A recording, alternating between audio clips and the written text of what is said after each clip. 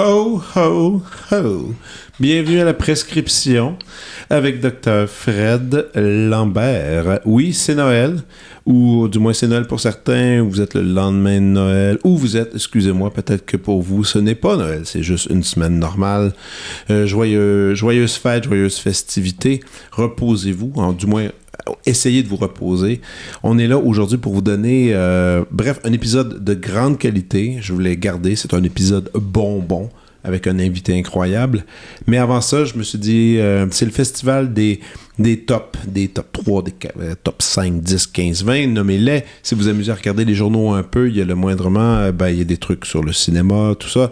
Et j'ai décidé de faire quelque chose d'un peu plus personnel, moi et mon acolyte, mon ami, mon voisin, mon réalisateur, mon critique, ma demi, Olivier Chamberlain. Comment ça va, Oli? Ça va bien, toi? Super. Alors aujourd'hui, on s'est dit qu'on pourrait peut-être offrir toute cette belle dernière année de 2022, nos 4 coups de cœur ou 4 choses, 4 objets, 4 trucs qui nous ont fascinés et qu'on veut partager à ces gens qui, en ce moment, sont en pause et ont besoin de se divertir. On le sait tous quand on est en pause, il faut se changer les idées.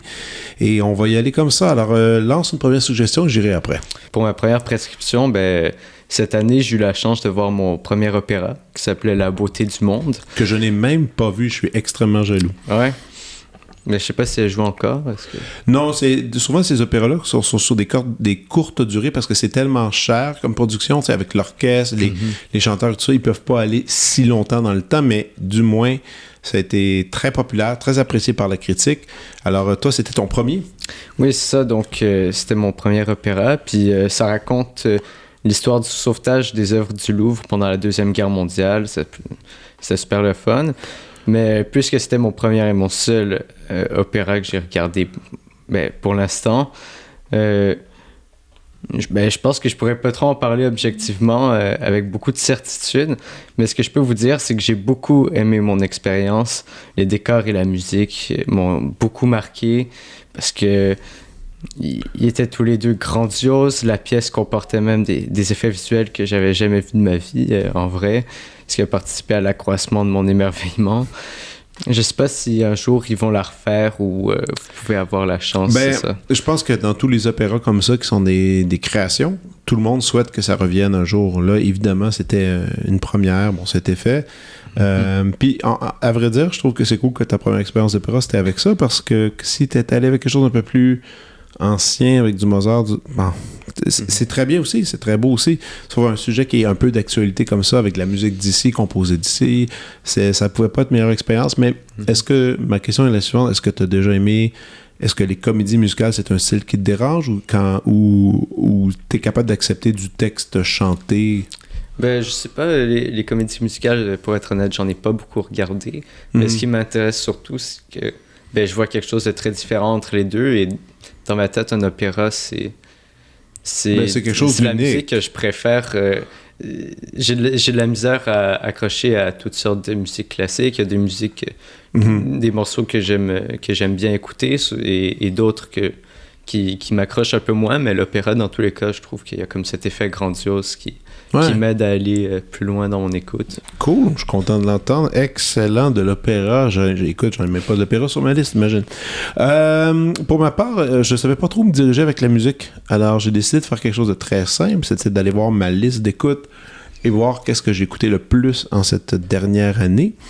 Et l'album gagnant, celui qui en sort, en fait, c'est un album pas de 2022, mais un album de 2021. J'ai découvert sur le tard, une année après. Et oui, que voulez-vous, je suis désolé. Et l'artiste s'appelle Helado Negro.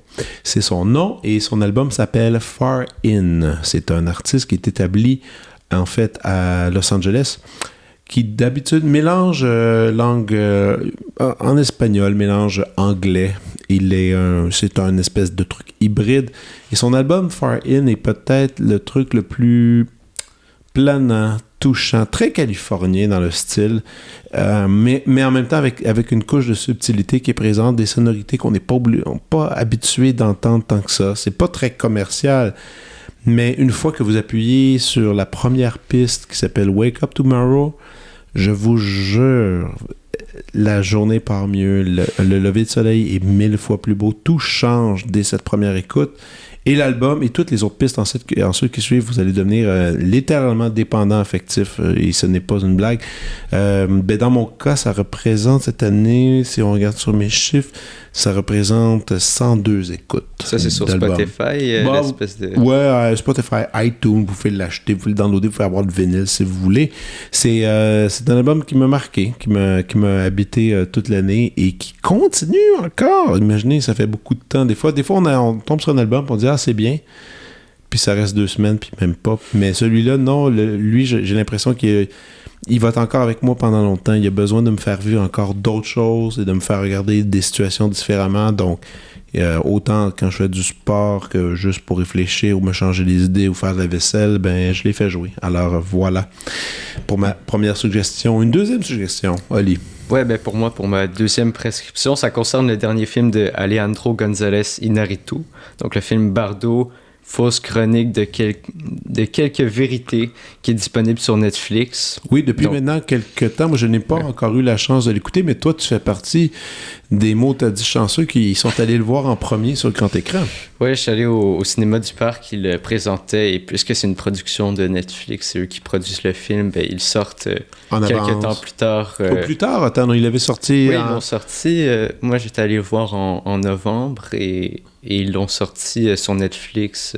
je serais peut-être le 15 ou le 20, quelque chose comme ça. OK, juste un peu après. C'est pour donner une espèce d'exclusivité sur grand écran avant. Mais je crois que c'est surtout pour avoir une chance de gagner des Oscars et ensuite de pouvoir Mais est-ce que tu penses que c'est le cas? Est-ce que tu penses que ce film-là va être un candidat à Oscar? Je pense qu'il y a ses chances, en tout cas. Je sais pas si c'est peut-être le public cible. Ouais, on verra. Parce que c'est assez spécial. Vas-y donc. Je vais l'expliquer. En gros, le film se passe se déroule à travers plusieurs moments de la vie du personnage principal fictif, Silverio, que je soupçonne être inspiré grandement du réalisateur du film, donc Iñárritu. Petit avertissement, si vous n'aimez pas les films plus abstraits dans lesquels on n'est pas tout à fait sûr de comprendre ce qui se passe, ce film n'est pas vraiment fait pour vous. Mais contrairement au film de, par exemple, je dirais David Lynch, que je sais que tu apprécies peut-être un peu moins. Oui, grandement moins que toi. Non, mais t'aimes quand même un peu David Lynch. Mais non, j'apprécie aussi, c'est juste peut-être moins mon truc. C'est le côté bizarre, non expliqué peut-être, sans signification. En tout cas, contrairement c'est ça, au film de David Lynch, je trouve que on peut quand même trouver une certaine interprétation au truc bizarre de Bardo. Donc, par exemple, en regardant le film, j'ai trouvé que c'était assez clair qu'on pouvait voir qu'Iñárritu avait quelque chose derrière la tête, qui faisait pas juste ses effets pour être bizarre. Je pense que le point fort du film, c'est clairement ces images qui sont magnifiques, il y a des grandes chorégraphies. Je sais pas si c'est le plus haut budget qu'Iñárritu a eu pour ses films, mais c'en est clairement dans ses plus gros. Il y a des effets visuels assez spéciaux, comme des travelling en fisheye, qui personnellement m'ont fait un peu penser au clip de hip-hop que Spike Jonze a pu faire. Et c'est ça, il y a même certains concepts visuels qui font penser à le film Tree of Life que tu m'as prêté de Terrence Malick. Enfin bref, c'est un très beau film que j'ai beaucoup aimé et je vous rappelle qu'il est disponible sur Netflix, alors n'hésitez pas à jeter un coup d'œil si vous l'avez. Et il est sur ma liste et j'irai absolument. C'est toute une expérience. Tant qu'à parler de film, moi aussi, je vais aller avec un de mes gros kicks. C'est sûr que The Triangle of Sadness fait partie, je pense, de tout le monde. Tout le monde a un grand cœur pour ce film qui risque de remporter une tonne de trucs. Moi, pour ma part, quand même, il y a le fameux film Les Banshees d'Inisherin. Est-ce que je le dis bien? Je suis pas expert dans... The Banshees Inisherin, un film de Martin McDonagh. Et peut-être vous avez déjà vu le film In Bruges. et c'est le même réalisateur, c'est avec Colin Farrell et Brendan Gleeson qu'on a pu voir auparavant ensemble. On se retrouve avec deux amis depuis toujours qui se retrouvent dans une impasse lorsque l'un d'eux met brutalement fin à leur relation avec des conséquences assez alarmantes pour tous les deux. On pourrait dire que ce film-là est une extension de Le Temps d'une paix, mais Le Temps d'une paix dans le sens veux-tu me sacrer la paix, s'il vous plaît? Le concept qu'il y a des gens, des fois, qui sont autour de nous, qui sont insupportables et on ne sait pas comment casser les ponts. C'est une comédie noire, très noire, étrange, un truc très bizarre. Pour la photo, c'en est hallucinant. C'est des paysages comme vous n'aurez jamais vu de l'Irlande. Des comédiens qui se donnent. Moi, j'ai été extrêmement touché. Il faut dire qu'il y a un aspect violonistique là-dedans. Je vous dis pas trop c'est quoi, mais il y a un aspect violonistique qui est venu me chercher dans le cœur. J'ai ri, je me sens... J'étais pas trop certain. À vrai dire, quand le film est fini, j'étais pas sûr que j'aimais ça. Et 3 jours plus tard, le film continuait à m'habiter. Et là, je me suis dit, habituellement, c'est un bon signe, ça. Quand un film, que sur le coup, j'étais pas certain et que là, finalement, il continue à être présent. Et là, finalement, j'ai envie de le revoir. Donc, oui, c'est peut-être un de mes films préférés de la dernière année. Écoutez, c'est un truc historique aussi. Ça se passe au début du 20e siècle. Alors, il faut s'attendre quand même à un dialogue aussi un peu difficile, avec un anglais un peu brut. Si vous êtes pas trop avec des sous-titres. Avec des sous-titres, très difficile à suivre la trame. Sûrement qu'il doit y avoir une traduction en français, je présume. Alors peut-être en français pour ceux qui préfèrent. Mais quelque chose de très touchant, très beau et absurde un peu par certains moments. Alors, à ton tour maintenant. Oui, pour mon autre suggestion, j'avais une espèce de suggestion de cadeaux, mais j'imagine qu'il est un peu trop tard pour ça. Mais si vous cherchez toujours des cadeaux, ma prescription pourrait peut-être vous être utile, car il s'agit d'un livre, une vraie petite bible du cinéma québécois qui s'appelle « Le Québec au cinéma » et qui a été écrit par Michel Coulombe, qui a regardé environ 100 films qu'il disait québécois pour les répertorier dans ce livre-là. En plus, le livre est parfait pour les gens comme moi qui aiment combler les courts moments de leur vie avec de la lecture ou qui n'ont pas beaucoup de temps à accorder à cette activité, parce qu'il est divisé en plein de petits chapitres qui se lisent rapidement puis qui abordent chacun un thème plus précis et récurrent dans le cinéma québécois, comme par exemple l'hiver, les professeurs ou la douche, et j'en passe. Donc, si ça vous parle, je vous invite à aller lire peut-être des extraits à la librairie et tout. Aussi, je dois quand même mentionner que pour mon anniversaire, tu me l'as offert. Alors, je dois imaginer que ça vaut le coup. Et j'ai commencé, je dois admettre que c'est quand même assez plaisant comme lecture. Il y a un bon travail. On va d'ailleurs essayer de tenter d'avoir Michel Coulombe à l'émission sous peu. Du moins en janvier. Si tu nous écoutes, Michel Coulombe, oui, on est là et on va te contacter bientôt. Alors, et pour un album un peu plus local ici, on l'a eu comme invité qui s'appelle Jason Bajada. Il a fait un album qui s'appelle Crushed Grapes. Il est le deuxième album que j'ai écouté le plus dans la dernière année, avec une écoute de 84 fois que je me suis tapé ses compositions, ses chansons que je trouve... Et écoutez, quand on compose de la musique, je pense que n'importe quel compositeur souhaite que le nouvel album soit meilleur que les autres et que tout ça s'améliore. Et vraiment, c'est le fun parce qu'en ce moment, je trouve que Jason est au sommet de son écriture avec cet album-là. Parmi ses meilleures chansons, moi, et je trouve ça touchant à l'écouter. Et j'aime ça aussi... l'aborder d'une façon personnelle en intégrant dans ma vie. Bref, Crushed Grapes de Jason Bajada. Et si vous n'avez pas entendu l'épisode avec lui, allez l'écouter. Il explique un peu sa démarche. C'est quelqu'un de fascinant. C'est quelqu'un d'honnête. C'est un beau jeune homme rempli d'imagination. Il est vraiment cool. Et il y a aussi plusieurs épisodes de son propre podcast, Bajada Dialogue, qui vaut la peine d'être visité. Une dernière suggestion, Olivier. Oui, bon, c'est là, je pense que tu vas être quelque peu jaloux puisque tu voulais aller voir le film. Oui. Mais bon, je voulais vous parler donc d'un film que je suis allé voir au cinéma seulement quelques heures avant le moment où on est autour de cette table et qu'on enregistre cette introduction. C'est le nouveau film de Damien Chazelle, donc le même réalisateur que La La Land et Whiplash, qui se passe celui-ci dans les années 20 à Hollywood, qui suit plusieurs personnes différentes, je ne vais pas trop vous spoiler, mais qui essayent de percer dans le milieu du cinéma. Dans ce film, Damien Chazelle nous présente encore une fois son amour pour Hollywood et plus précisément le cinéma en général, avec une certaine nostalgie pour ces années peut-être folles qu'on pourrait dire.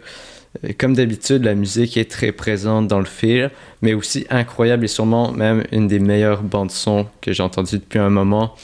Je vous en dis pas plus, juste allez le voir sur grand écran, je vous garantis que ça en vaut la peine. Ou sinon, allez, du moins pour vous convaincre encore plus, allez voir la bande-annonce qui est complètement... C'est délirant. Ça a l'air délirant complètement. Je suis jaloux. D'ailleurs, quand on aura terminé cette intro, je veux qu'on parle un peu plus en détail, toi et moi, de tout ça, parce que j'ai très, très hâte et je t'envie terriblement. Maintenant, pour ma part, le truc de l'année qui m'a le plus rentré dedans, qui m'a le plus, je dirais, habité et qui continue de l'être, parce que c'est pas fini, c'est un long processus, tout ça. C'est un truc qui s'appelle Soft White Underbelly. Je le répète, Soft White Underbelly, qui est une chaîne sur YouTube, en fait, qui vient d'un Américain, qui s'appelle Mark Laita, un photographe qui a décidé, qui habite en fait à Los Angeles, qui habite à Beverly Hills, et qui a décidé d'aller faire des entrevues à Skid Row. Skid Row, qui est un des quartiers les plus malfamés de Los Angeles, les plus pauvres, les plus dangereux. C'est 8 rues sur 10 rues, vraiment, sur un point de vue de quadrilatère.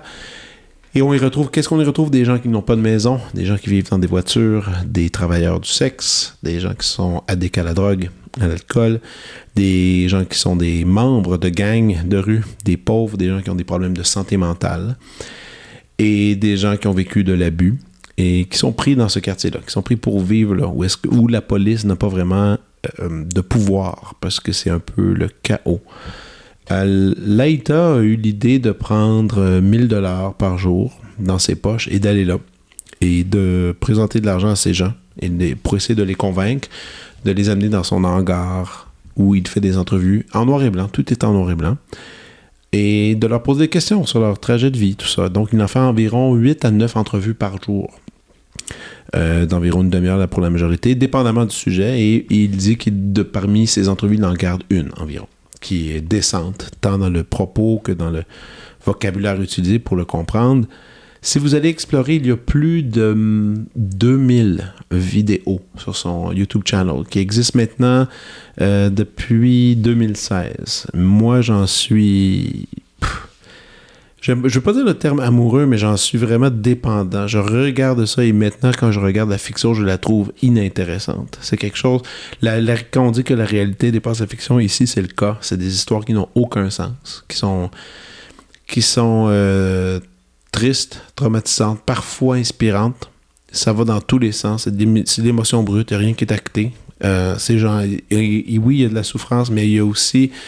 qu'on veut essayer d'éduquer les gens à expérimenter l'empathie davantage, bien, c'est sur cette page-là que ça va se passer. Si vous n'avez pas d'empathie après ça, vous n'avez simplement pas de cœur. C'est vraiment là que j'irais. Et c'est fascinant. Il y a rien qui existe comme ça en ce moment dans le monde. Et il faut le vivre. Si vous n'êtes pas convaincu, si vous n'êtes pas certain, écoutez, il y a Joe Rogan qui a reçu Mark Laita pour une entrevue de 3 heures dans laquelle Mark Laita explique sa démarche, comment il a réussi à avoir la confiance de ces gens-là. Il parle de certains sujets, certains qui ont réussi à se sortir de la misère, certains qui sont encore restés là, certains qui sont morts. Bref, et toutes les entrevues sont traitées avec la même candeur, la même amitié, pas de jugement. Il n'y a aucun jugement dans tout ça. C'est vraiment se raconter. Et je pense qu'il y a quelque chose à apprendre dans tout ça. Donc, bref, moi, j'ai pas fini d'explorer ça, mais c'est vraiment tous les soirs avant de coucher, j'en regarde 2-3 vidéos, et j'apprends des choses sur la vie, complètement. Donc, Soft White Underbelly. Ça dure combien de temps, un épisode environ? Environ 20-25 minutes. Il y a certains épisodes de 1h30, c'est pour des sujets qui sont un peu plus lourds, mais ça vaut la peine. C'est vraiment une belle chose qui existe. Et aujourd'hui, parce que c'est le 26 décembre, un invité que j'avais hâte de vous partager, qui a été enregistré il y a environ 3 semaines, un gars qui me fait triper, qui est unique, qui a une énergie, il suffit d'être avec lui après 2-3 minutes, puis on se sent bien. Il est inspirant, il essaie toutes sortes de choses. Bref, une entrevue dont je suis terriblement fier. Voici Adib Al-Khalidi.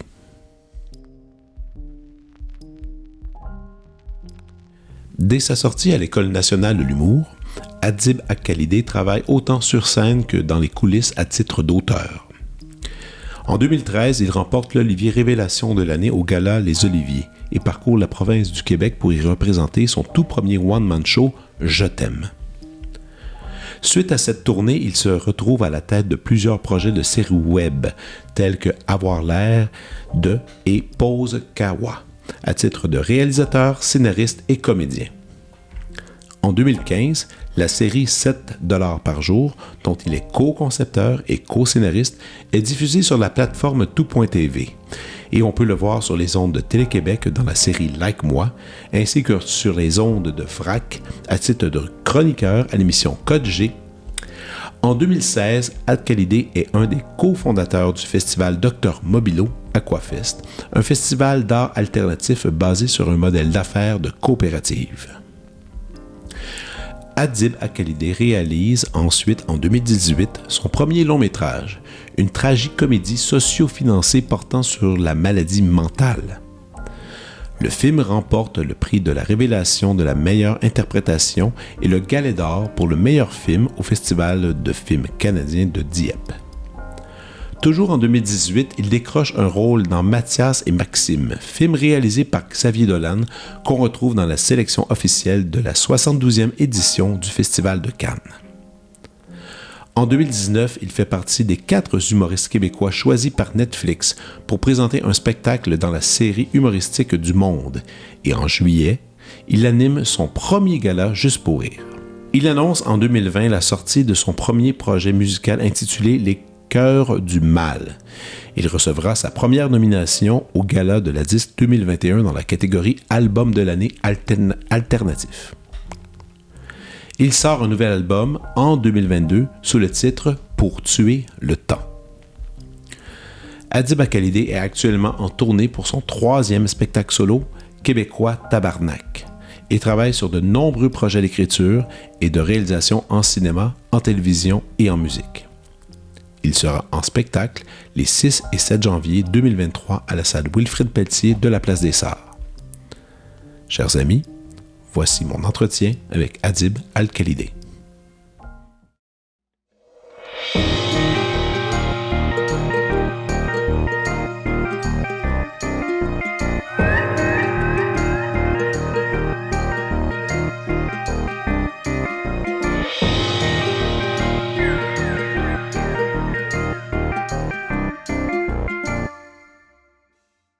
Alors, puis tant qu'à faire, j'ai comme, on va aller en premier plan. Écoute, je te souhaite joyeux Noël.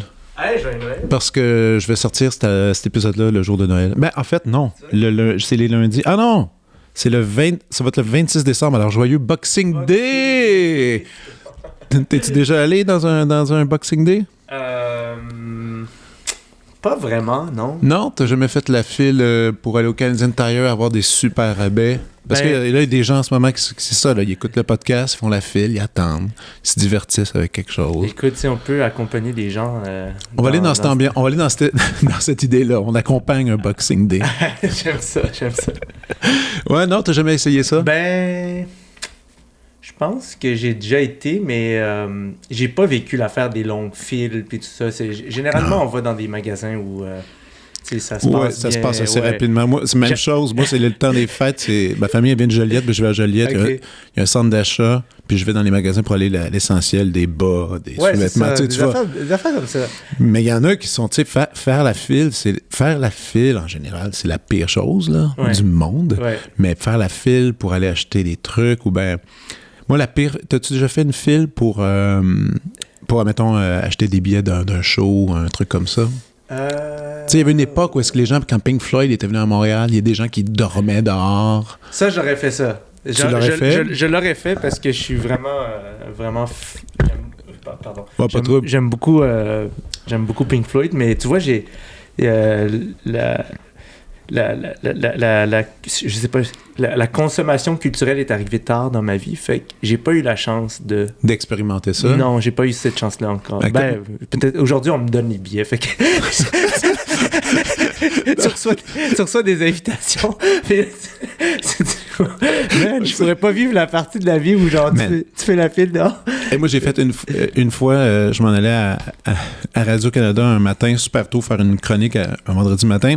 Puis je marche, et là, je vais sur Sainte-Catherine, direction Est, puis je passe devant l'Olympia. Et là, c'est tôt le matin, il est 9h30. Longue file, qui fait tout un bloc au complet. Juste des jeunes filles, 14, 15 ans, sleeping bag dehors. Les parents qui sont à côté d'eux ou dans une voiture à côté. Wow. Puis là, je fais, qu'est-ce qui se passe? Wow. Ils ont dit, ce soir, c'est le show de Marie-Mé. Mais ils veulent, comme c'est premier arrivé, premier servi, ils veulent être le plus proche de la scène possible. Ben, ils ont dormi comme 24 heures en avance, manqué l'école pour pouvoir être le plus proche de Marie-Mé, là. T'sais? J'en reviens pas. C'était... Puis, toi puis moi, on le sait, le coin de l'Olympia, c'est une expérience. En soi, c'est une expérience. Tu vas là, tu vois des choses que tu t'imaginais pas la nuit. Ouais. Écoute, c'est traumatisant, ce coin-là, tu sais. En tout cas. Donc, c'est très loin de...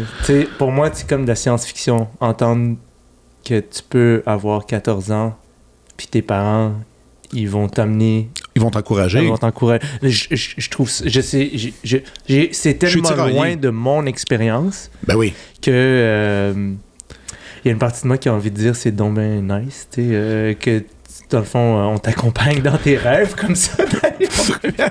Puis l'autre partie de moi qui est comme je sais pas si je le ferais, mais je sais pas si je ferais ça. Je sais pas. Écoute, mais là, t'es papa maintenant? Non, je suis pas. T'es pas papa? Non, je suis pas encore papa, non. Mais c'est-tu dans les plans? C'est dans les plans. Ouais. OK, j'aimerais ça. Mais écoute, je pense que quand tu deviens père, moi j'en ai 8 ans, 5 ans, puis tu sais. Je pensais que t'allais dire j'ai 8 ans.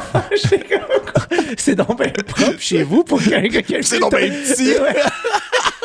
Rich aurait imaginé comme une tornade qui vient de passer. J'avoue que c'est pas fait propre pour ça. Ouais. Non, j'en ai 2, puis rapidement, c'est que, tu sais, comme ça, tu souhaites le meilleur, tu souhaites le rêve, mais c'est sûr qu'un jour, je vais les accompagner dans des endroits que je voudrais pas, là. Rien que par sécurité, puis sûrement que la plupart de ces parents-là qui sont allés pour Marie-Mé, ben, ils ont fait la même chose. Ils aiment leurs enfants, ils veulent les savoir en sécurité, tout ça, mais, man, le stress. Ouais. Le stress, puis j'aime, tu sais, vu que justement c'est dans les plans, puis j'ai commencé à me poser des questions, genre, c'est la définition d'aider quelqu'un ou d'encourager quelqu'un est tellement contextuelle, c'est pas toujours la même. Non. Des fois, aider quelqu'un, c'est dire non. Vraiment. Mais tu sais pas, c'est dur de distinguer le moment où tu dis oui puis le moment où tu dis non. C'est vraiment je trouve, c'est une épreuve en soi de juste... c'est un pari à chaque fois de dire non. Je vais te déplaire. Puis même avec les amitiés.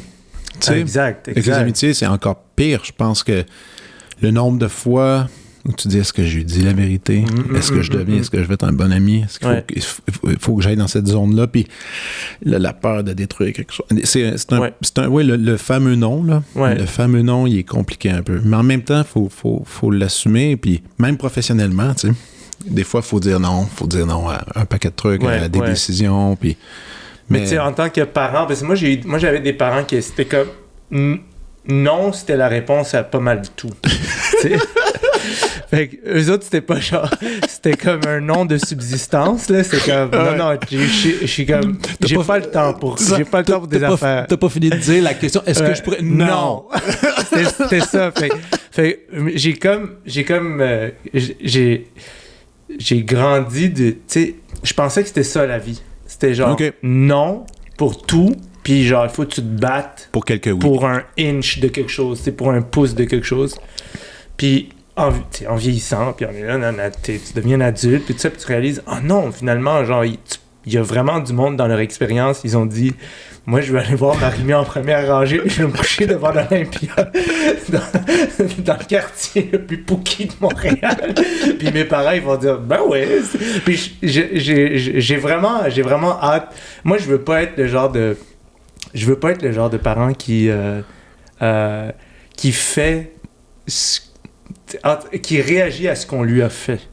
Ah non, c'est sûr. J'aimerais ça être... Juste avoir une approche authentique où je me reconnais moi. Oui, puis souvent, comme parents aussi, on essaie de faire l'opposé un peu de nos parents. C'est normal. OK. C'est normal. Moi, je fais des trucs que mes parents n'ont pas fait, puis j'ai pas de rancune ou... Tu trouves que c'est une réaction ou c'est comme t'essayes l'inverse parce que t'as pas apprécié... J'essaie... Moi, en fait, la grosse affaire, c'est que j'essaie juste d'être super impliqué avec mes enfants. Puis en tant que père... tu sais, moi, j'ai connu mon père que j'adore qui travaillait constamment. Ouais. Puis là, on rattrape le temps perdu. Moi, j'essaie justement de faire ça dès le début, d'être super présent, puis que mes filles aient un attachement à moi. Ouais. Donc, ça demande... Je dis pas que ça demande plus d'efforts, mais aussi, il faut dire que j'ai 2 petites filles. Ouais. Donc là, les intérêts sont... Même si on veut pas catégoriser les choses, vraiment, mes filles aiment les affaires qu'on dit de filles là, dans le vocabulaire. Ouais. Là, mais tu sais, donc... non, mais moi, j'ai du fun avec ça. Tu sais, puis il y a un lien qui est fort avec elle. Mais tu sais, c'est là que tu te rends compte rapidement qu'il faut que tu travailles pour ça. Ouais, c'est un effort. C'est un effort. Puis, la présence, c'est un effort aussi. C'est pas juste quelque chose... souvent, les gens en parlent comme... c'est comme la chose évidente, comme... mais en tout cas, je comprends ce que tu veux dire, je pense, toi, même si je suis pas un parent. Vous étiez combien d'enfants, ça? On est 3 enfants dans la famille, ouais. Puis, tu sais, c'est une question un peu bête, mais tu sais, il y a souvent un des 2 parents avec qui on est plus attaché, tu sais. Moi, dans mon cas, ce serait fort probablement, puis je dis fort probablement parce que je suis ça dépend dans quoi, mais pas mal tout, en fait, mon père. Ah oui? Ouais, OK. Mon père, c'était vraiment... c'était comme... C'est sûr que mon père était pas très autoritaire. Ah non? Non. Fait que... Mais il était pas... Il négligeait pas non plus les moments où il pouvait faire preuve d'autorité, mais il était dans une relation avec moi qui était vraiment, juste comme... On pouvait discuter, on pouvait rire, on pouvait niaiser. Fait que c'est sûr que... Puis il voulait...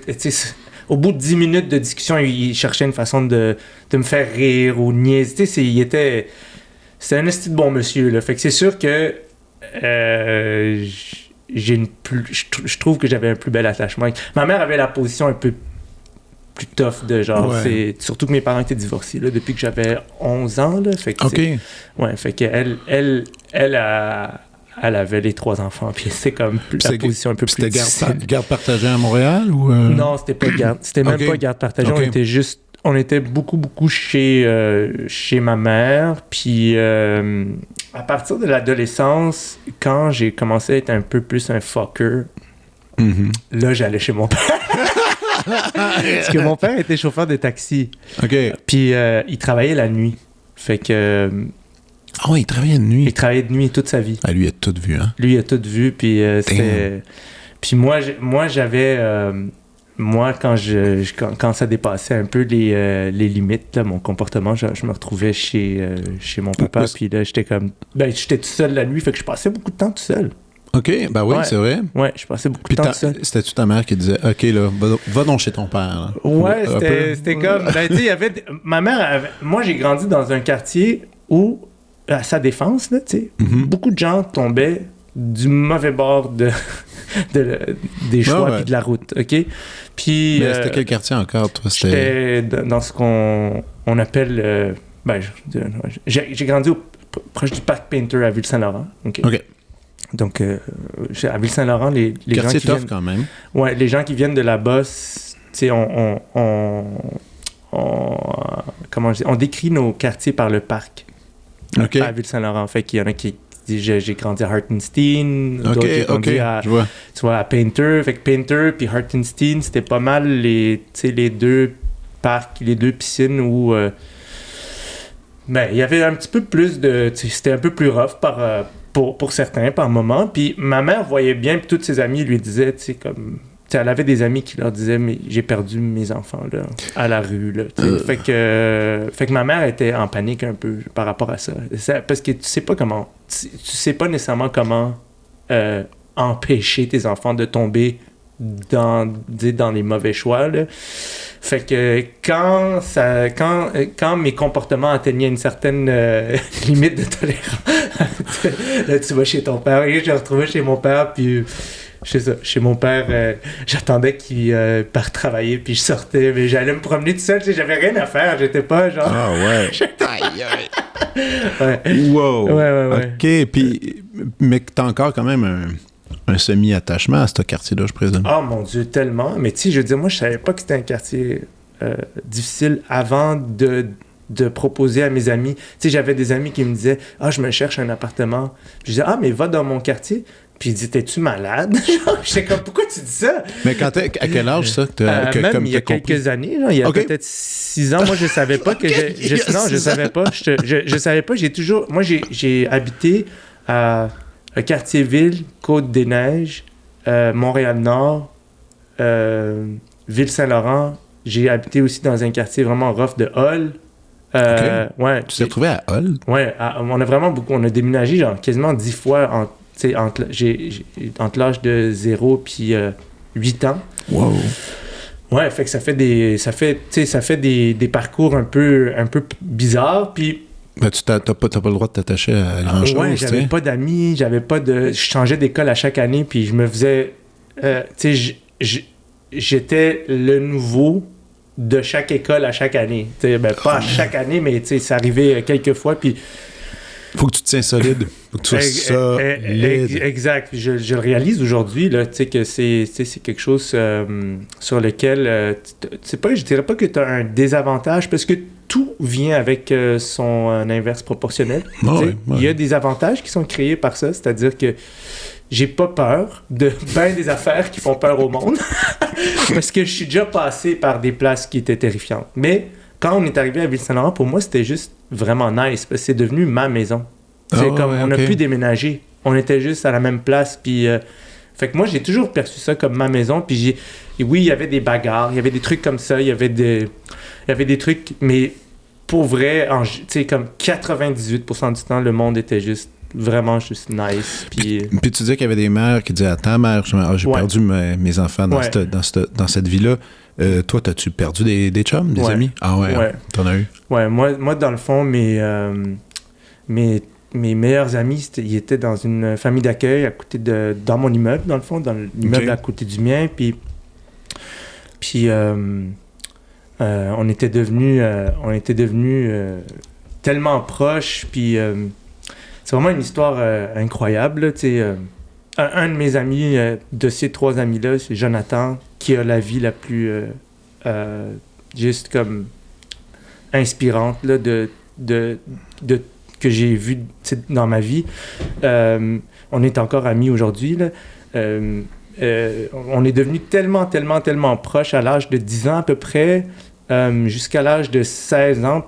On s'est perdu de vue parce que leur mère d'accueil, elle voulait plus être mère d'accueil. Fait que eux autres, ils ont perdu leur famille. Eux autres, ils ont perdu leur famille. Puis ils se sont fait envoyer, tu sais, chacun, lui et son frère, se sont fait envoyer dans 2 maisons d'accueil différentes. Puis mon autre meilleur ami, Edwidge, s'est fait envoyer chez une amie à nous, dans le fond. OK.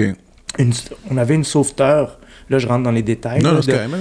On avait une sauveteur à la piscine de mon immeuble qui s'appelle Christina, avec qui je suis encore très proche aujourd'hui. Puis elle venait travailler à notre piscine à chaque année, puis elle s'était attachée à nous. Okay. On niaisait tout le temps, on était toujours en train de rire, puis elle commençait à vraiment, tu sais, comme juste nous apprécier comme être humain, là, tu sais. Puis sa mère avait entendu parler du fait que il y avait quelqu'un qui avait plus de famille d'accueil, mon ami, tu sais, Edwidge, fait qu'elle a comme décidé de se partir une famille d'accueil pour lui. Puis, Ça, c'est quand même brave, là. ouais, c'est vraiment brave. Puis tu sais, malgré tout ça, avec le temps, j'ai perdu compte. Tu sais, comme, en tout cas, la vie étant ce qu'elle est, puis les troubles d'attachement étant ce qu'ils sont pour les gens qui ont des vies très, très rough, on s'est perdu de vue.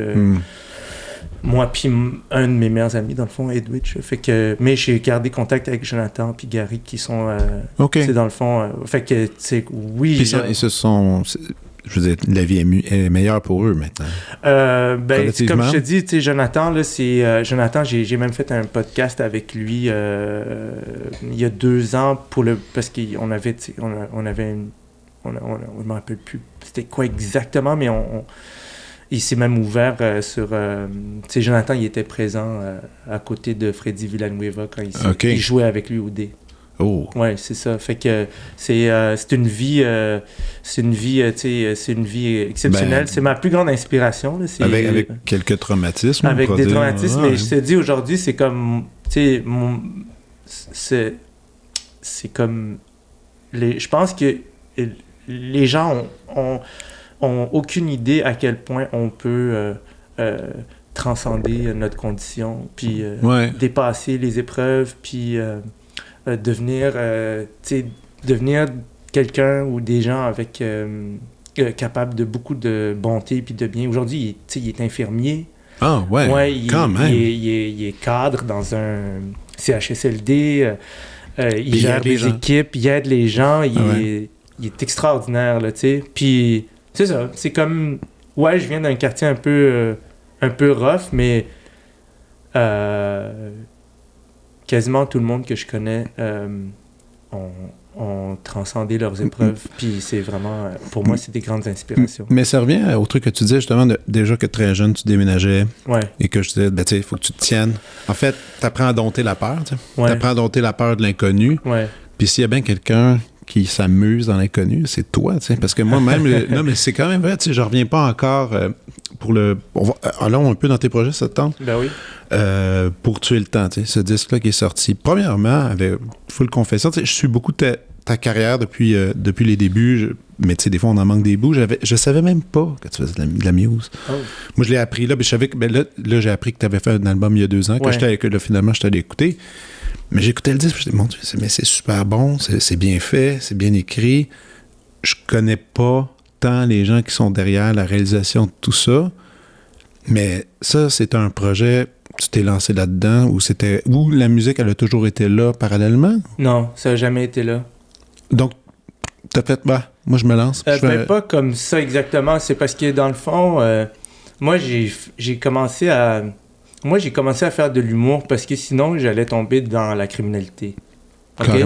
Carrément. C'était ça qui a motivé mon choix. Parce que mes parents, ils voulaient pas que je fasse ça. Puis c'était impossible pour moi de le faire. Mais j'avais commis des gestes pas ultra graves, mais juste assez mauvais pour regarder les 2 chemins qui se tracent. Puis j'avais fait, OK, d'un côté, je m'en vais vers comme quelque chose, tu sais, je survivrai pas, je le sais.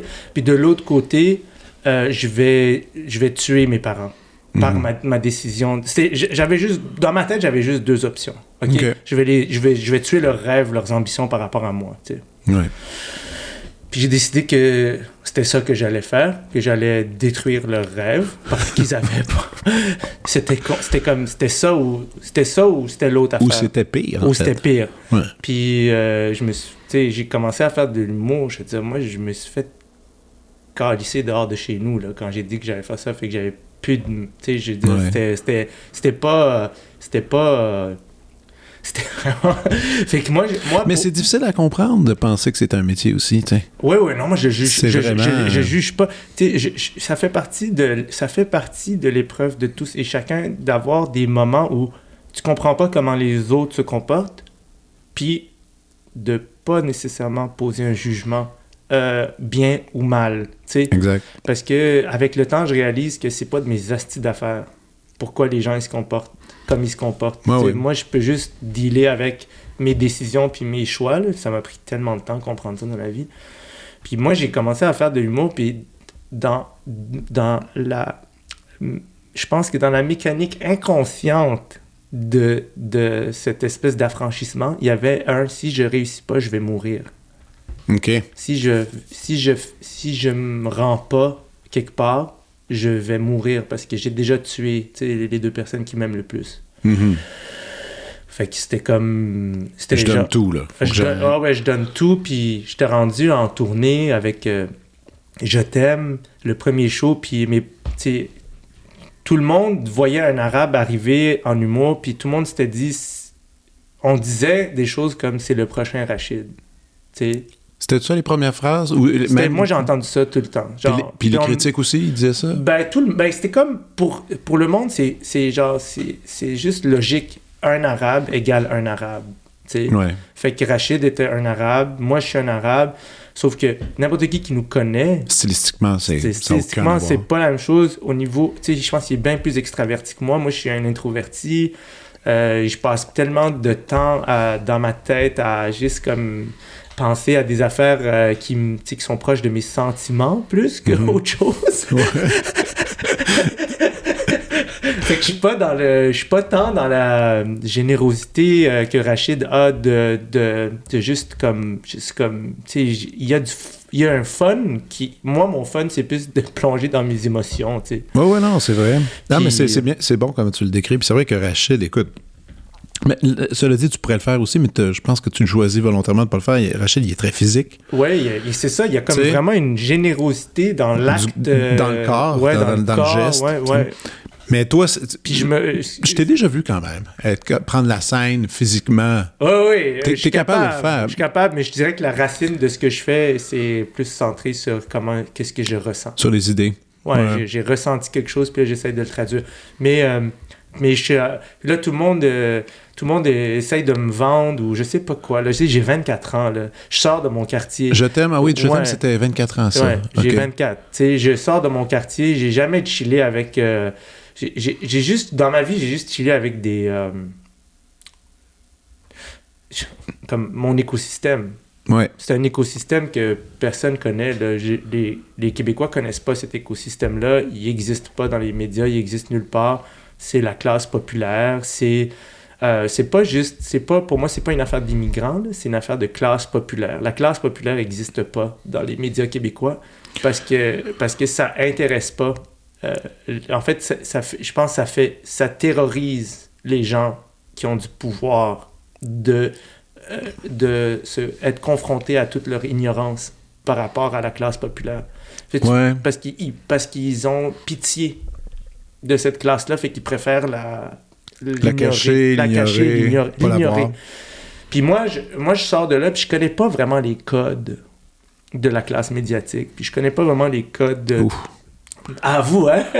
T'as dit ouf, mais moi, j'étais... T'embarques là-dedans, c'est un cirque. Et je connais rien de ça. Moi, j'ai juste chillé avec... Moi, j'ai grandi vraiment dans un endroit où si tu dépassais les limites, quelqu'un te frappait. Fait que, tu sais, c'est comme...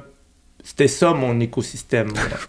Ouais, c'est ça où j'ai grandi. C'est comme on savait quelle était la limite à pas franchir parce que quelqu'un dans le quartier allait nous frapper. Genre.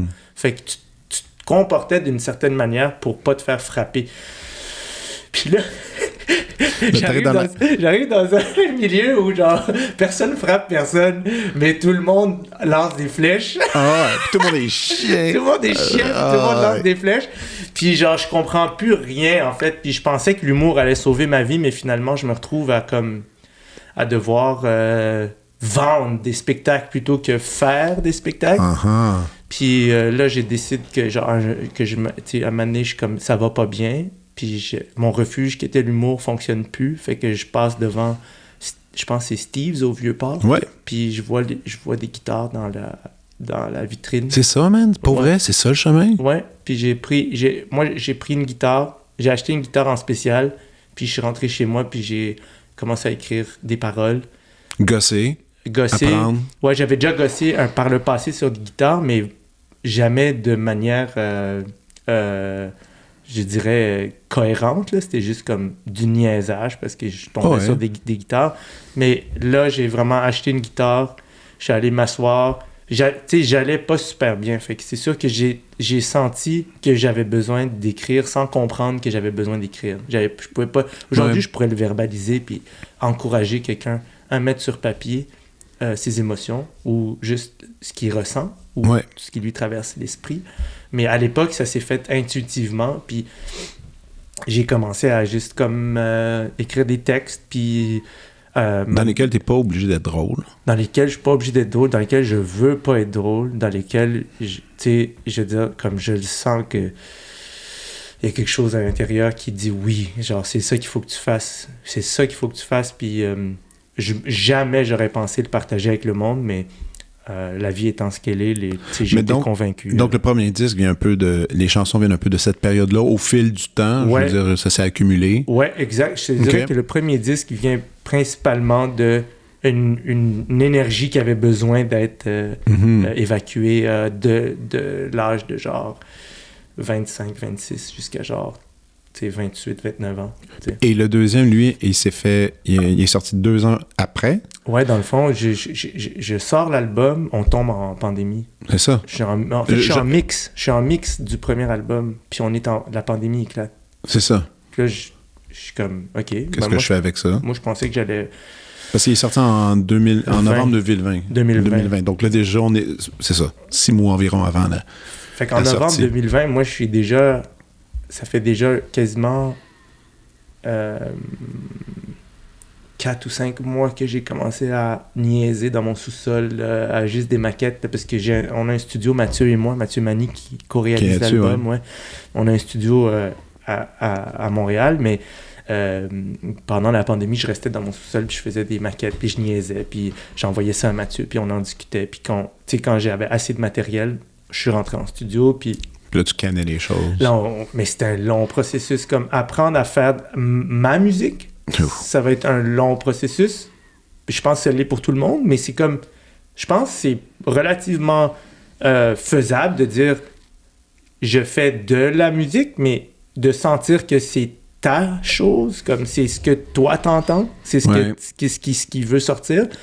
Mais c'est un long processus. Un long processus, puis il est trippant le processus, mais il faut que tu passes du temps à niaiser, là. Mais là, toi, t'es parti là-dessus, pas de subvention, rien, genre? T'es parti tout seul? Ouais, moi, je paye mes albums. OK. Ouais. C'est malade. Puis... Man, tu fais des affaires. Moi, c'est ça qui me fait capoter. Tu fais des affaires. Tu fais, OK, je veux le faire, je le fais. Puis t'attends pas le Messie. Non. Tu pars, tu trouves les moyens de le faire. Puis là, là-dessus... Il y a Mathieu, Annie, il y a toi. Dominique. OK. Dominique Plante, mais les instruments qu'on entend dessus, donc t'as un genre de band un peu? Non, c'est Brian Sosa Hernandez est venu jouer sur quelques chansons. OK. Mais sinon, dans le fond, pour t'expliquer le processus de cet album-là, c'est pas mal, genre... 1 an en studio, mais 8 mois sur 2 tunes. Non, mais c'est pas vrai, j'exagère. C'est pas vrai. Mais il y a deux tunes qui ont eu tellement de versions parce que je cherchais le son de l'album.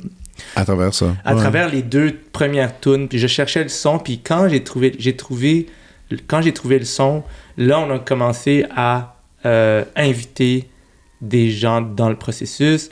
Brian est venu jouer sur quelques tunes. Okay. Dominique est venu mixer l'album. Puis Mathieu, le gros de... Mathieu qui est extraordinaire, qui est genre, je ferais même pas de musique si c'était pas de lui parce que genre, il m'a tout appris dans le fond à manipuler genre l'ordinateur, les logiciels. Du tout début, là. Du tout début, je savais rien. Vraiment, la vie de studio, je connaissais rien. Puis il m'a tout appris. Puis genre, aujourd'hui, je suis plus autonome. Fait que notre méthode de travail, c'est... je passe 6-7 heures tout seul en studio à gosser. Puis dès que je finis, il repasse derrière moi quand je suis pas là. puis il bonifie, dans le fond. Mais quand tu dis j'étais à la recherche du son qui me représente, il y en a qui font un peu dans ce cher milieu de musique, de création de chansons, qui vont écouter bien de la musique. On écoute plein. Puis à un moment donné, ils vont arriver avec un disque, ils vont dire track 4, le son de la bass. c'est ce son-là qu'il me faut. Ouais. Puis la batterie, non?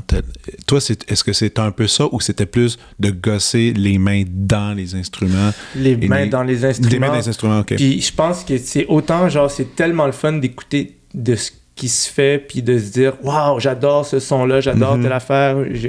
C'est magnifique, mais j'ai comme catché en plein processus que, genre, si tu fais ça, tu vas dévier de ta routine. Il y a un projet qui doit exister. Ouais. Puis le projet doit exister pas parce qu'il est parfait, parce que c'est ça que tu devais donner à ce moment-là. C'est point final. Il n'y a pas de...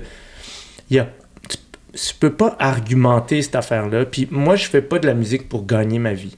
Non. OK? Puis d'ailleurs, je fais même pas de l'humour pour gagner ma vie. Je me considère bien plus comme... Si j'avais à gagner ma vie, ce serait plus genre l'écriture en général qui me permet de gagner ma vie. OK? Comme ni l'humour ni la musique, je m'assois là-dessus pour payer ma maison. Là. C'est pas ça. Parce que si je fais ça pour payer ma maison, je vais pas le faire comme de je cette l'entends. façon-là. Ouais, non, parce que tu connais les recettes, tu sais ce que le public voudrait absolument entendre et voir. Exact. Puis si tu commences dans cette direction-là, ben, ça modifie tout ton craft, toute ta façon de créer. Exact. T'sais, le premier domino est bien plus important que ce qu'on pense. C'est lui qui... Tu pousses le premier, puis après ça, tout le reste, tu peux pas l'arrêter. Fait que c'est comme... Tu deviens un peu pris d'une esthétique, puis le jour que tu as envie d'être real, puis on en voit des gens qui font ça. Tu sais, des gens qui sont pognés dans un carcage, quelque chose dont tout le monde est attaché, puis un jour, il arrive avec une autre nouvelle proposition, puis on est comme « Non, merci. » On n'est pas... Exact. Sans les nommer, mais il y en a plein qui ont essayé de faire ça, puis c'était des échecs. Alors, c'est mieux de le faire dès le début, là, tu sais. Ouais, puis c'est comme... Moi, j'ai toujours... Je l'assume qu'il y a un fuck-off dissimulé dans tout ce que je fais, genre. Fuck-off, genre. C'est comme... Je le fais pas pour personne. Non, c'est ça. Mais en même temps, je le fais pour tout le monde. C'est ça qui est weird, c'est que genre, parce que tu le partages avec tout le monde. Ouais. Mais tu le mets out there, puis tu te dis, ben voilà moi. Exact. Voici ce qui devait sortir là. Puis, je ne m'attache pas à ça, parce que si je m'attache à ça, je vais me perdre. Le processus est plus intéressant. Mais il faut toujours que tu sortes, quand tu sors quelque chose, que justement ça soit un show d'humour ou même de la musique, tout ça, le principe de base va être, est-ce que moi j'aimerais ça l'écouter, ce truc-là? Ouais. Mais c'est quand même un concept assez important, tu sais. Vraiment. Parce que si toi tu l'écoutes, tu fais, je m'en passerais, mais pourquoi de bord tu fais ça? C'est vrai. Mais si en même temps, t'es comme, tu sais, par exemple, quand j'ai commencé à faire de l'humour, dans le fond, je commence à reconnaître les patterns de création dans les différents domaines dans lesquels je travaille. T'sais. C'est comme si j'avais à recommencer, au lieu d'apprendre à faire de l'humour ou de la musique ou whatever, j'apprendrais à apprendre. OK? Qui est un art en soi. T'sais, apprendre à apprendre. Parce que si tu sais comment apprendre, tu peux tout apprendre. OK? Tellement vrai en plus. Mais moi, ça m'a pris du temps à comprendre ça. Moi, je pensais vraiment t'arrivais quelque part, puis là, j'apprends à faire de l'humour, puis ça sert à rien de faire ça. C'est genre... Mais l'école a quand même l'école nationale a eu un pas pire impact sur ta structure, tu dirais, ou c'était des outils de base que tu as regardés, ou c'était plus en regardant les autres agir, mais... Parce que c'est drôle, l'école de l'humour, puis là, je fais pas du bâchage sur l'école de l'humour. Ouais, pas du tout ça. Pas. Parce que tu sais, il y en a plein qui y vont, il y en a plein qui passent là. Il y a une école qui dit, va pas là. Il y en a qui disent, faut que tu fasses les planches pour aller te trouver qui t'es. Toi, c'était quoi ça, donc, l'école? L'école, c'était pas... pour la personne que j'étais à ce moment-là, c'était pas pour moi. J'étais trop j'aime pas ce mot-là, mais malheureusement, c'est le bon mot. Je suis trop rebelle. Rebelle pour l'école, en général. C'est-à-dire que dès que quelqu'un me dit « fais-le comme ça », ça m'énerve. J'aime pas ça, mais je veux dire, en vieillissant puis avec un peu de thérapie, tu comprends qu'il y a quelque chose de... Il n'est pas mauvais non plus là-dedans. Exact. Tu te dis, shit, il faut peut-être que je m'ouvre un peu à me faire dire comment le faire exactement. Mais je veux dire, à cette époque-là, je suis pas capable de tolérer ça. Puis je suis même pas conscient que je tolère pas ça. Fait que c'est sûr que, genre, t'es dans une école, Puis, tu sais, je veux dire, c'est... Il y a pas d'école pour les autodidactes. Moi, je suis un autodidacte. J'apprends sur le tas, en me promenant, en rencontrant du monde, en faisant des erreurs, en me sentant complètement nul à chier. Tu sais, mais c'est important, ça. tellement important. Ah ouais. Comment je me sentais nul à chier, man, à chaque fucking chose que j'ai fait. Puis, je veux dire, la violence de sentir pas bon, une fois que t'as passé ce bout-là, puis tu comprends que tu vas jamais abandonner. Ah, mais après, c'est super. Après là. ça, c'est super. Mais faut que tu te rendes là. Il y en a qui, dès le début... Ah, puis écoute, tu vas... En tout cas, je reviens à mes enfants rapidement. Oui. Mes enfants, c'est la première fois. Dès qu'ils sont pas bons, ils font... Je veux plus en faire. Je suis comme... Ouais. Oh, no way. Non, tu vas le t'assois. faire. Hey, on recommence. Puis là, je leur montre en plein visage l'amélioration de la chose. tu sais. Ouais, tu fais bien. Mais c'est dur de voir, tu sais, ton enfant, il se décourage. Moi-même, quand j'étais jeune, je me décourageais. Tu sais, j'avais pas de facilité à l'école. Écoute, c'était vraiment pénible. Ma mère a été d'une patience inouïe, mais encore une fois, tu sais, c'est ça. C'est l'enseignement. Mais apprendre à apprendre. J'aime bien cette idée-là de... Ben, si on est capable de faire ça, il y a rien... tu sais, dans le fond, notre curiosité est attirée par des choses. Là, pense à toutes les choses que ta curiosité te pointe du doigt, tu sais, qui est comme, regarde cette affaire-là, regarde cette affaire. Puis le nombre de fois que j'ai ignoré la curiosité parce que je l'ai pas eu du premier coup, puis qu'on vit dans un monde où si tu l'as pas du premier coup, si c'est pas rapide, si c'est pas tout de suite, si on peut pas te mythifier, tu vaux pas grand-chose. Non, je sais. Puis ça, c'est... c'est comme, man, excuse-moi, mais genre... tu sais, tu regardes l'équipe de l'Argentine là, au soccer, mettons, c'est la Coupe du Monde, là. Il y a un Messi, mais les autres joueurs, là, c'est pas des Messi, là. Ils font du travail pour se rendre là. Mais même Messi, il a travaillé fort. Mais je veux dire, tu comprends comme... Non. C'est pas... Tout le monde n'est pas destiné à être mythifié dans sa démarche. Non. Puis, mais écoute, OK, revenons quand même à tes trucs. Tu sais, t'as sorti le disque. Quand même une bonne réception. Je sais pas si tu lis les critiques. J'en ai lu quelques-unes. Ou tu fais quand même attention de pas trop... Ben, never too high, never too low. Fait que... Parfait. Ouais. Et ça, c'est ça. En général... donc, même pour les shows d'humour, tu restes pas trop proche de ça. Tu sais, parce que comme tu disais, j'ai été présenté pendant longtemps comme le deuxième arabe après Rachid. Le deuxième Rachid. Tu sais, pendant une période. Bon, sûrement que donc tu consommes. Tu sais, tu t'étais pas insensible à ça. Au début, tu as dû apprendre à dealer avec les médias. Ouais, et savoir c'était quoi, puis quoi faire avec ça. Ouais, ben... Ou tu l'as appris rapidement, ou c'est encore quelque chose à dompter qu'il faut faire attention? Ma femme m'a dit ça une fois, puis c'est mon mantra maintenant. OK. C'est le prix à payer pour être dans l'espace public, c'est d'accepter que tu plairas pas à tout le monde. Ah, c'est clair. Point final. Il n'y a pas d'autre prix à payer. C'est ça, l'espace public. Tu peux pas plaire à tout le monde. Puis, tu sais, une affaire que j'ai compris avec le temps, c'est que le monde s'en calisse de ton histoire. Ouais. Il y a juste toi qui la connais. Le monde s'en calisse d'où tu viens, qu'est-ce que tu as traversé, qu'est-ce que tu dis, d'où ça vient. Ça peut les inspirer pendant un instant. Ben, tu sais, il y a des gens qui voient quelqu'un se dépasser puis ça pique leur ego. Aussi. Parce que ça leur renvoie à leur propre paresse, leur manque d'activité, manque d'effort. Pour certains, moi, quand même, je t'avoue, j'ai une couple de gens que tu sais, je regarde au loin, puis leur ténacité m'inspire énormément. Mais bon, en même temps, je suis pas de type jaloux ou envieux. Pas jaloux, je ne devrais pas dire jaloux, en fait, c'est envieux de ça, mais c'est vrai qu'il y a beaucoup de gens qui peuvent pas endurer justement le succès des autres, puis que c'est lourd, que c'est jamais assez, puis tout ça. Donc ça peut être écrasant, mais c'est bon, c'est mais vrai que... le bout qui me soulage le plus, c'est de juste accepter que tout le monde s'en calisse d'où tu viens puis ton histoire. Puis c'est pas leur responsabilité c'est ta responsabilité à toi de te raconter d'où tu viens, de te souvenir d'où tu viens. Parce que, comme, j'ai traversé des affaires dans ma vie que je raconterai jamais à personne. Mais... Pourquoi?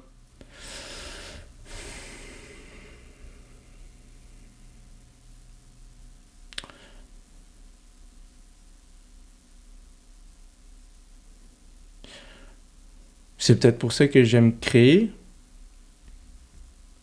C'est parce que il y a des choses qui sont trop... qui demandent de la pudeur. Tu sais?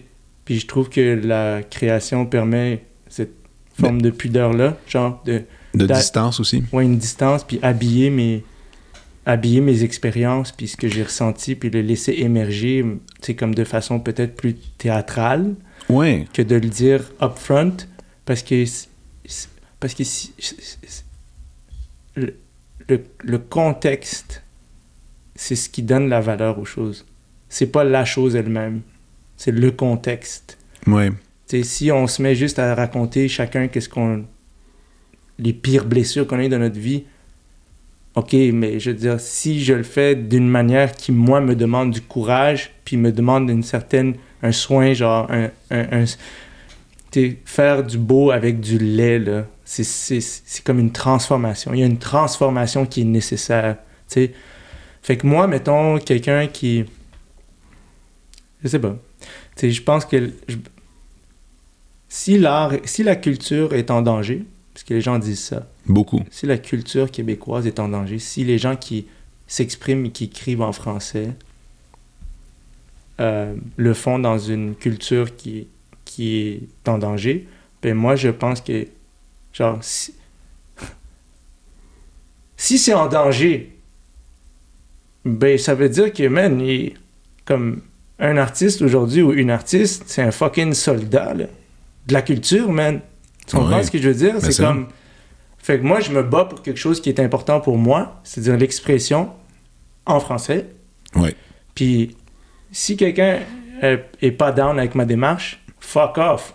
Mais hein. C'est ça ma réponse à ces gens-là. C'est comme fuck off. Est-ce que tu en as eu des offres comme ça, justement, en anglais, des trucs de... Ouais. Moi, je me fais inviter comme à travailler dans d'autres langues, puis ailleurs qu'au Québec. Oui, d'ailleurs, on va en parler, ça, parce que c'est cool aussi, qu'est-ce qui s'est passé ouais, vraiment. avec un de tes copains à Paris. Ouais. Mais justement, tu dois faire des fois attention à ça, parce que justement, en anglais, c'est assez facile de tomber là-dedans. Puis la signature francophone est tellement importante, puis est tellement le fun, tu sais. Puis musicalement, tu sais. Musicalement, moi, ça me surprend toujours quand les gens... des francophones. Mais je veux dire, ils ont le droit. Je veux dire, les gens peuvent faire ce qu'ils veulent. C'est pas ça. Puis ils sont libres de faire ce qu'ils veulent. Mais quand j'entends des francophones qui se mettent à écrire en anglais, j'étais comme, t'as pas essayé un petit peu en français, juste voir les couleurs qui peuvent aussi sortir. Des fois, j'aime ça. Mais en même temps, tout le monde... Je comprends. Les gens laissent émerger ce qui a émergé. Puis aussi beaucoup, comme tu peux, je pense, si ça marche en anglais, tu vas gagner ta vie très, très bien. Très rapidement. Fait que je peux comprendre aussi. Puis... C'est ça, man. C'est comme chacun contrôle juste ses choix. Mais regarde, parlons de ton ami. Écoute, je le dis pas bien, son nom. Panayotis Pasco. Pasco, ouais. Que j'avais vu à Montréal, qui a fait son stand-up et qui est maintenant disponible sur Netflix, dont tu as participé à l'écriture, t'as co-écrit, t'as fait la mise en scène. Co-mise en scène. Co-mise en scène ouais. Avec lui. Avec lui puis Farid, ouais. OK. Ouais. Et c'est-tu toi qui as réalisé? Non, c'est pas toi qui as réalisé. J'ai co-réalisé la captation. La captation, que j'adore. Première fois que tu faisais autant de tâches autour d'un autre humoriste.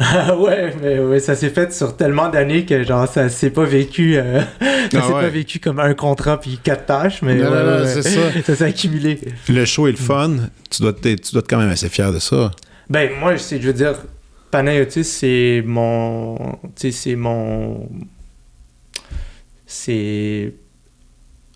je sais pas comment dire. C'est à la fois mon petit frère puis mon grand frère. OK, ouais. Je suis pas sûr que lui, il comprendrait que je le vois comme un grand frère, mais genre, c'est mon petit frère parce que quand il a commencé J'avais des choses à offrir, comme des recommandations, puis un point de vue. Puis lui, il était totalement ouvert et disponible à les recevoir. Fait que, ça crée comme un lien assez fraternel. C'est aussi comme un grand frère parce que c'est un homme inspirant, puis c'est un homme comme il a une force vitale, puis genre il est tellement à son affaire, puis il est tellement travaillant. J'ai rarement vu quelqu'un d'aussi travaillant dans ma vie. Ça me fascine, genre à quel point il est juste à son affaire, puis c'est vraiment, c'est comme le genre de personne que tu côtoies, puis tu comprends que, quand on travaille fort, ça arrive il y a des belles choses qui se passent. Man, il est jeune. Il est jeune, ouais. On l'oublie un peu quand on le regarde, mais il est comme on dirait qu'il n'a pas d'âge vraiment quand il est sur scène. Il a 24 ans, là. Ouais. C'est fou, là. Non, c'est... puis moi, je le connais depuis qu'il a 17. C'est mon ami depuis qu'il a 17, ouais. Puis vous êtes rencontrés à Montréal ou à Paris? Il est venu à Montréal, puis... je veux dire, c'est drôle parce qu'à l'époque... Il venait de quitter une émission de télé. Qui était super populaire. Ouais, puis moi, dans la vie, je m'en calisse qu'est-ce que tu fais ou d'où tu viens médiatiquement, là. Genre, je viens de telle affaire, j'ai fait telle affaire, je m'en fous, là. Je m'en fous. Tu sais, je veux dire, c'est pas important pour moi parce que j'en ai vu de toutes les couleurs. Je suis passé par la période où tu étais impressionné par quelque chose, puis finalement, tu fais, ouais, mais ça fait pas la qualité d'un individu. OK? Pas du tout, là. Puis je me souviens que lui, quand il avait 17 ans, puis il avait quitté son émission de télé, c'était pas évident pour lui. Au début, quand il a dit qu'il voulait faire du stand-up. Tout le monde, il y avait beaucoup de monde qui était comme « Fuck toi, t'es pas bon, t'es ci, ça marchera jamais. » J'ai vu des productrices, j'en ai vu deux là, me dire dans ma face, genre « tu vas travailler avec lui, je sais pas, tu sais, je veux dire, il faisait de la télé, là, c'est pas un humoriste, là, tu sais, c'est pas un vrai humoriste. » Ouais, j'étais comme « Damn, vous êtes donc ben cold, genre comme, c'est quoi qui vous dérange, tabarnak, quand quelqu'un, c'est quoi qui se passe? » Mais les gens oublient que l'humour, je veux pas dire que tout le monde peut être humoriste, mais tout le monde peut essayer un peu, voir qu'est-ce que c'est, tu sais. Puis surtout quelqu'un... Puis encore une fois, c'est pas tout le monde qui est drôle non plus. Il y a des gens qui vont rapidement se rendre compte qu'ils n'ont pas pantoute. Mais tu sais, c'est un genre de métier dans lequel si tu essaies d'écrire une bonne histoire, tu sais, juste voir qu'est-ce qui se passe. Un peu comme quelqu'un qui va... Puis après, tu as l'expérience de ça, mais le gars, il a comme une expérience d'interagir avec les gens. C'est juste qu'il y a l'étiquette télévision est tellement collée. Surtout en France, quand c'est collé à toi, c'est collé. Là-bas, ouais, parce qu'ils ont un star system qui est beaucoup plus proche de ce que les Américains ont que ce que nous, on a. Mais, tu sais, comme... j'ai une analogie qui est peut-être horrible, qui est peut-être pas bonne, mais c'est comme... Tout le monde pense tout le monde peut être drôle au même titre que tout le monde peut conduire, mais tout le monde conduit pas super bien. Non, tout le monde fait pas du NASCAR ou de la Formule 1 ou tu comprends comme moi ou mettons je suis sur l'autoroute, je passe à côté d'un camionneur, je suis pas un camionneur. C'est comme c'est deux investissements de temps différents. Puis mais ce que ça veut dire que la porte est ouverte pour tout le monde. Si t'es capable de conduire, tu peux décider de consacrer ta vie à gagner des courses, mais il y a comme un côté compétitif à faire rire autant d'inconnus avec il y a quelque chose. Mais ça, c'est fou. L'art, c'est la science du corps, man. Tu comprends? Moi, c'est comme ça. C'est comme les mots, puis la musique, les sons, tout ça, ça fait bouger le corps. Ça fait bouger l'esprit. Il se passe des choses. Comme une phrase, c'est une formule magique. Puis si elle est dite d'une certaine manière, avec une certaine note, OK? Puis un rythme, puis tu l'envoies bien, le corps de la personne à qui tu parles se manifeste physiquement. Les muscles se contractent, ils rient, les cordes vocales se déploient. Je veux dire, c'est de la magie. C'est un travail. Puis la musique fait la même chose. La musique, tu peux faire pleurer, tu peux faire danser, tu peux mettre KO quelqu'un qui se met à voyager dans son âme, là, tu sais. T'as-tu déjà fait des shows de musique? Non, pas encore, mais ça s'en vient. Ça s'en vient? Oui, ça s'en vient. Oh man, là, tu vas pogner quand même. Je vais pas te dire que tu vas pogner un mur, mais tu vas pogner un mur en termes de... Il n'y a pas de réaction autant qu'en humour. Oh boy! That's what le public, il est cold! Non, il est pas cold. C'est juste, tu sais, c'est tellement quelque chose de différent, tu sais, tout le truc, l'humour de l'évaluation au rire. T'sais. Moi, ça, c'est quelque chose qui me fascine quand même. Parce que tu peux rapidement savoir par ces indices-là, si ça va bien. Alors qu'en musique, écoute, tu peux faire un truc, un show, là, puis ça groove pas, là, ça groove pas, mais ça termine, ça applaudit très fort, puis les gens après sont témoins. C'est tellement une expérience individuelle, comparativement à un show d'humour où est-ce que c'est un truc collectif, là. Quand t'es dans un show d'humour, je sais pas comment le dire, c'est comme tu le dis, c'est physique, mais il y a une vague. T'es dans la vague, tu sais. C'est surfer avec un groupe, là, tu sais. Ouais, t'es dans une chorale. Mais la musique, c'est chacun pour soi, pour le recevoir, tu sais. Ouais. C'est compliqué, la musique. C'est super abstrait. Mais écoute, en termes de le donner, tu veux dire? Non, en termes de le recevoir. De recevoir. Mais Hier, aussi, j'étais au... Mais aussi de t'observer le public. Tu le vois, puis tu fais « Oh mon Dieu, OK, ils sont pas... » en train de... Tu sais, tu peux faire une tune qui groove, mais les gens vont le vivre complètement différemment, tu sais. Wow! Tu vois, j'ai hâte que tu vas m'écrire après ton premier show, quoi. Je veux savoir comment ça va. Ça. Écoute, j'ai déjà chanté devant du monde. Ouais. J'ai déjà fait... J'ai déjà un show joué de la complet, guitare, là, devant un du show monde, complet, chanté 3 là. tunes, mais c'est rien de... Non, ça va être cool. Ça va être... Ben, j'ai hâte. J'ai comme... Tu sais, pour moi, c'est comme... juste... c'est drôle à dire, mais j'aime autant que j'aime pas être sur scène, autant que je sens comme un devoir d'être sur scène. Mais ouais. Tu dis que t'aimes pas être sur scène. J'aime pas... C'est pas genre... c'est pas que j'aime pas ça, c'est juste, c'est genre... je sais pas, je trippe pas à être vu par tout le monde. Je sais pas. En direct, devant plein d'humains. J'aime ça. Je veux dire, je peux comprendre ce qu'il y a ce que j'aime, c'est quand ça connecte. C'est ça que j'aime. J'ai besoin... Tu sais, je sais pas si j'ai été mis sur Terre pour... comprendre en tout cas, ça a l'air de ça, là. C'est essayer de comprendre la blessure de l'étranger. Mm-hmm. C'est comme quelqu'un qui se sent étranger. J'ai l'impression que c'est ça qui fait que connecter avec des gens me fait autant de bien. C'est que je me sens profondément étranger. Ah oui? Ouais. Partout? Où tu vas souvent? Mais tu as quand même un cercle familier proche d'amis qui te font pas sentir étranger, sûrement. Non, mais quand je dis étranger, je parle pas de la couleur de peau. Non, je parle pas ça non plus. Okay. Non, je parle de bienséance, d'être avec des gens avec qui tu es bien, parce que c'est sûr que... Mon épouse me fait sentir comme j'appartiens à quelque chose. C'est ça. Ouais, mon épouse me fait sentir. Mais écoute, c'est fou parce que justement, le fait que tu sois dans un écosystème, justement, où est-ce que tu fais des choses d'humour, tu fais des tonnes de gens. Ouais. C'est là que tu te rends compte que t'es pas mal plus seul que tu penses. Ouais. C'est complètement fou. Quand tu arrives à faire ce que tu pensais qu'il allait apporter comme du bien-être dans ta vie, puis tu réalises que c'est pas... Ça sera... En fait, que c'est probablement...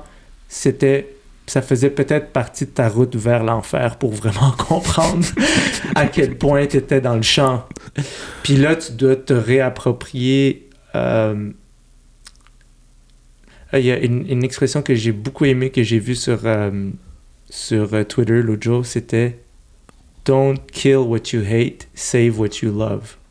Ah, c'est bon, ça. Ça m'a tellement marqué, parce que la tentation est forte pour le premier. Mais ça... La tentation de se débarrasser justement de ce qui te dérange. Ouais. C'est comme, check, j'ai de l'énergie dans une journée, je peux la dépenser à tuer ce que j'haïs ou sauver ce que j'aime. Le choix est entre mes mains. Ouais. Puis, tu sais, que c'est à méditer parce que j'ai passé du temps dans ma vie à faire l'inverse. Ah ouais! C'est à méditer, c'est comme... C'est ça, gagner en expérience. Grandir, man. Grandir, c'est ça, c'est comme... C'est pas juste comme, waouh, j'ai grandi, c'est plus comme, oh mon Dieu, que j'ai fait des conneries, mais peut-être que personne les a vues, mais genre, moi, je le sais. Ah ouais, puis c'est suffisant pour te faire Ah ouais, c'est suffisant. Pour que j'ai honte. C'est comme, c'est comme ma nouvelle émotion préférée. Là. J'ai la honte. J'aime tellement ça. C'est l'émotion du mois. C'est l'émotion de l'année. Ah ouais. J'observe les choses, mon comportement, puis je suis comme, oh man, comme... Qu'est-ce qui m'a pris? Genre, qu'est-ce qui t'a pris à ce moment-là de dire ça, de faire ça, de penser ça? Puis là, j'ai honte. Puis là, pourquoi j'ai honte? Moi, je pense que j'ai honte parce que c'est comme... C'est l'émotion qui me rappelle à quel point j'aime les gens. Oh ouais. Puis à quel point, genre, je veux être meilleur pas pour moi, finalement, pour... genre, comme je veux être avec vous, tu sais, je veux jouer avec vous, en fait. Je veux jouer, esti. Puis il y a des comportements dans la vie qui font que tu joues moins avec le monde. Puis j'ai honte de ces comportements. Est-ce que t'as déjà eu... Moi, dernièrement, ça m'est arrivé. J'étais dans une soirée, un gars que j'ai vu, ça faisait 8 ans que je l'ai pas vu. 8 ans. Puis en 8 ans, il se passe des choses. Là, il me dit, je suis content de te voir. Il dit, hey, tu te rappelles-tu la dernière fois qu'on s'est vu? Je fais, non, pas tant. Il commence à me raconter une affaire. J'ai dit, je te jure, je serais parti en courant tellement que c'était gênant. Puis il dit, hey, c'était quand même comique. Je fais, ouais, tu trouves? OK. Puis là, puis c'est toujours le fun, justement, de refréquenter un peu la personne que t'étais. Ouais. Puis là, tu fais, wow, OK. Là. Ouais. Hey, mais j'aimerais ça qu'on parle rapidement quand même de ton show. On n'en a pas parlé encore. Moi, je l'ai pas vu. Je viens de voir en janvier, Place des Arts. J'ai très hâte. Let's go. Ouais, mon réalisateur, Olivier, lui, il est déjà allé le voir quand il était, je pense que c'était en rodage. Il a capoté. Je l'ai interdit de me dire quoi que ce soit. J'ai pas lu non plus trop le titre. J'aime pas ça. J'aime pas trop savoir les choses. Qu'est-ce qui se passe. Le titre est assez évocateur. Si tu avais à le décrire, t'es où? Est-ce que le show est encore en évolution, selon toi? Ou là, il est dans un... Il est bien seté, il bouge plus. Il est dans un état de répétition où tu continues à rajouter, à enlever. Je rajoute des petits trucs qui émergent. Okay. Mais je cherche pas à rajouter quoi que ce soit. OK. Puis je suis vraiment, vraiment heureux de me sentir que les gens ont reçu ce qu'il y a à l'intérieur de moi, de ma quête. Je pense pas que c'est dans des mots nécessairement, mais émotionnellement, puis dans le cœur, je pense que c'est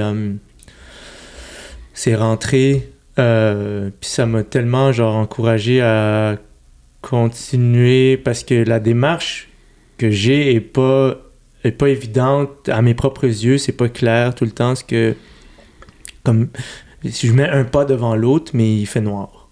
Tu sais. OK. Puis pas noir, genre je suis misérable, noir, genre comme un peu plus comme quelqu'un qui est aveugle puis qui cherche son chemin, tu sais. Je me sens plus comme ça. Puis avec ce spectacle-là, j'ai l'impression que tout le monde m'a dit t'es dans la bonne direction. Fait que c'est sûr que je suis toujours aveugle, mais je marche avec plus de conviction. Puis là, ça me fait du bien d'avoir de la conviction. Un peu moins de doute, plus de conviction que... OK, genre, moi, j'ai... Tu sais, j'ai... Moi, T'es un gars dans le doute, toi? Je sais pas, je suis un gars dans le doute, man. Comme... Je suis un arabe en Occident, man. Tu comprends? Comme c'est fucked up. Genre, je pense que c'est plus intense que ce que le monde pense. Depuis que je suis petit, que je vois dans les médias que ma couleur de peau, puis d'où je viens, puis la religion à laquelle j'appartiens ou à laquelle ma famille souscrit, c'est mauvais. Je sais pas ce que ça a fait à l'enfant que je suis de juste voir pendant 20 ans les médias parler de moi comme si j'étais quelque chose de monstrueux. Je sais pas si ça a eu un impact, mais quand je te dis que le monde s'en calisse, là, c'est de ça que je parle. C'est que je ne connaîtrai jamais le sentiment de naître quelque part où tu ressembles à tout le monde. Je ne sais pas c'est quoi ça. C'est pour ça que je me sens aveugle. Parce que je vois que les gens ont un confort par rapport à leur place dans la société. Puis je le sens qu'il y a des gens qui n'ont pas ce confort-là, puis qui ils vont devoir choisir de le trouver. C'est un choix. Oui. Puis c'est ça mon spectacle, je pense. C'est un pas dans cette direction, de dire, je choisis, même si je vois pas exactement, je choisis d'aller vers la chorale de gens qui rient puis qui me dit genre, viens-t'en, viens, tu sais, c'est un peu ça. Fait que je te le dis, man, j'ai comme vraiment, c'est ça, ouais. Si tu dis, j'ai pas connu ça, justement, d'être dans un endroit où... Non. Est-ce que c'est des fois un fantasme de le vivre ou de l'avoir vécu? Tu comprends ce que je veux dire? Est-ce que des fois... Est-ce que tu voyages beaucoup? Ouais, je voyageais, ouais. Est-ce que des fois, t'as eu à l'expérimenter puis tu te dis, ah là, je me sens plus à ma place, je me sens mieux, ou pas vraiment? Je vais au Maroc, dès que j'ouvre la bouche, ils savent que je suis pas... c'est instantané. T'es-tu sérieux? Ah ouais, j'ouvre la bouche, puis là, ils se mettent à me parler en français ou en anglais. Instantanément. Il y a que l'accent juste là. Tout de suite, même si je parle, ils savent en une fraction de seconde. Puis, c'est-tu l'accent? C'est vraiment, on est... Mais puis attends, mieux que ça, est-ce qu'ils font « Ah, Québec ». Non, ils font pas Québec, ils font juste comme... vraiment, genre, je parle arabe, puis là, ils font bam, ils se mettent à me parler en français ou en anglais, puis c'est comme, tu sais, ton accent, c'est le déguisement de tes mots, genre. Ouais, c'est le costume de tes mots. Puis, genre, ils voient que je suis pas habillé comme eux, là, linguistiquement, là. Que, genre, dès que tu ouvres la bouche, c'est comme, OK, tout le monde est en djellaba, puis moi, je suis en jeans. C'est un peu ça, là. Ah ouais, OK, je comprends. Puis, ou l'inverse, là, puis genre, non, il n'y a pas de... Je le sais que ça doit... Je sais que ça doit être un sentiment fabuleux parce que les gens le prennent pour acquis. Ouais. Je sais que c'est beau parce que les gens le prennent pour acquis. Tout ce qui est beau est pris pour acquis. Puis moi, je l'ai pas, ça. Je le sais que je l'ai pas. Je le sais parce que quand je suis dans une chambre de hockey puis que je suis le seul immigrant puis que je regarde partout autour de moi, puis je m'imagine des enfants qui ont vécu depuis leur naissance le sentiment de ressembler à tout le monde puis de pas sortir du lot.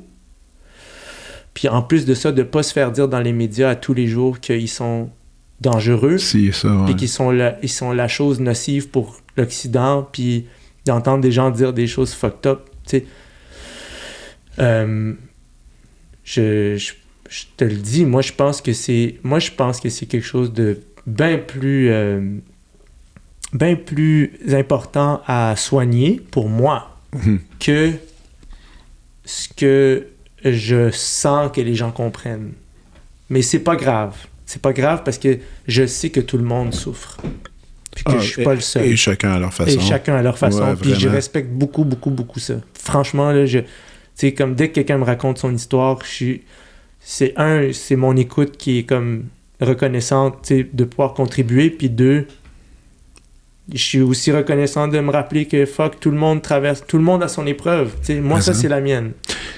Et ce show-là, justement, est-ce qu'il t'a amené des rencontres, justement, de gens qui sont venus te dévoiler d'autres histoires, leurs histoires un peu? Ah, tellement, tellement. Puis la musique aussi, man, la musique me fait, les gens m'écrivent des messages, ça n'a pas de bon sens, comme, à quel point, genre... Ça te touche? Ben, c'est pas juste que ça me touche, c'est juste comme, OK, genre, finalement, on a tous besoin de... Finalement, on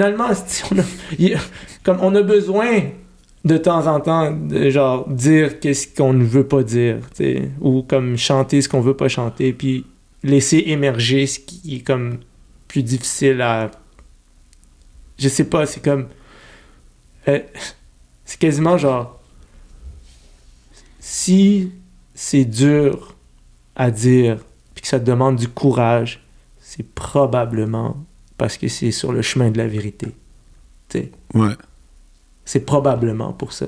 Si c'est facile, puis que ça coûte rien, Ben, c'est probablement juste toi qui mets du charbon dans l'usine de tes illusions, là. Je sais pas, c'est Non, comme... c'est bon, c'est ça, quelque j'aime chose de genre... Ah, un puis peu... tout le monde le sait, dire quelque chose qui est difficile. Ouais. Écoute, regarde, on va y aller avec le fameux concept que tout le monde peut se reconnaître là-dessus. Un break-up. Ouais.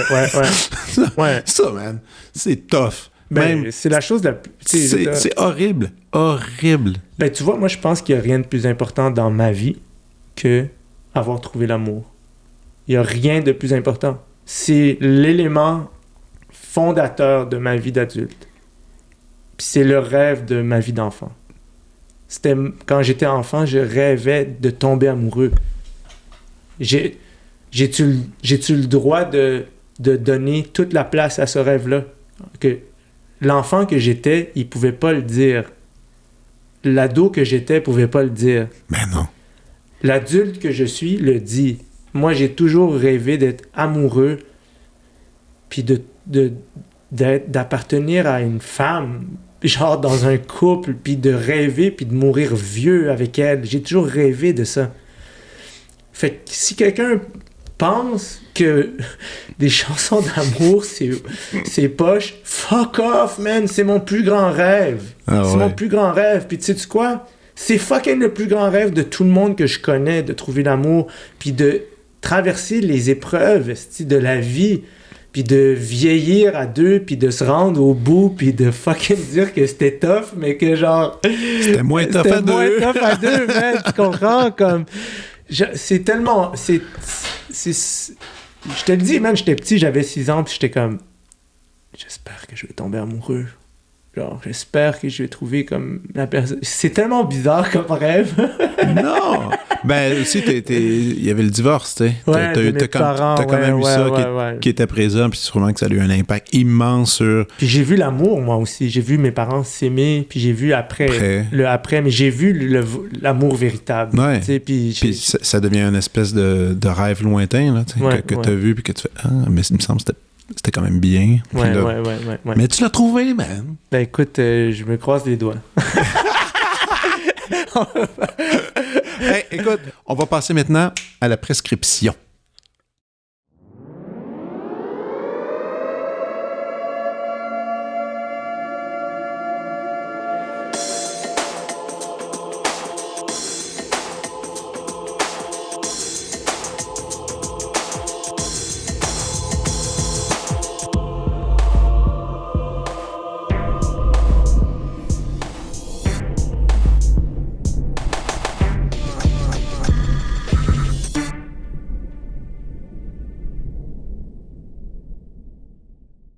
OK, c'est parti, je t'écoute. Prescription artistique du moment. Ça peut être du moment où ça peut être marquant dans ta Ah, vie. marquant. Oh, Moi, ouais. j'irais avec...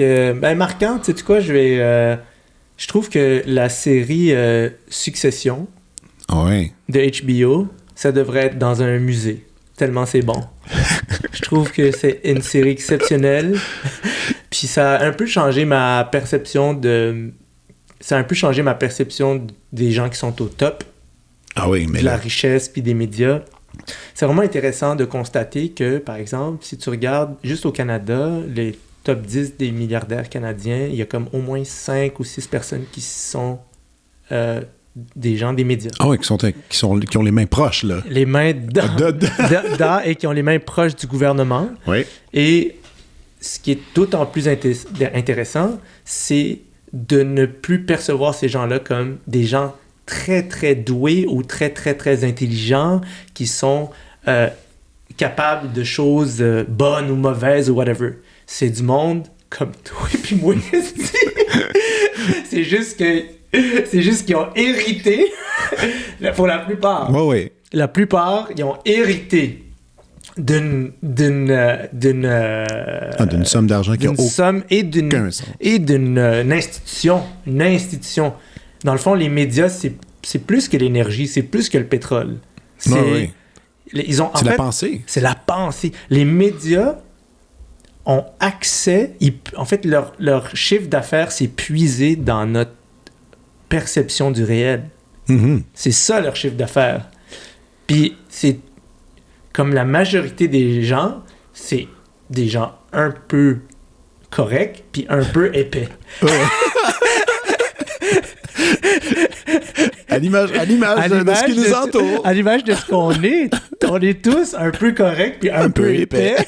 Sauf que quand t'es un peu correct et un peu épais et que t'as accès à une institution qui puise sa richesse dans le réel, la perception du réel, là, ça devient tellement intéressant de juste se dire « Ah, ben tabarnak, ok, je comprends un peu mieux pourquoi pendant 20 ans, il y a quelqu'un qui disait « Les Arabes, les musulmans sont des gens dangereux parce que la peur, ça vend. » Puis ça, ça renvoie à ma propre responsabilité d'individu qui est « Je ne vous laisserai plus me vendre de la peur. » Je ne vous laisserai plus me vendre de la peur. Moi, je débarque de cette affaire-là. Mais il y a aussi qu'il y a une crise médiatique en ce moment. Nous, on est dedans. Là. On est dedans, pieds joints, dont les gens se désabonnent, les gens s'informent autrement.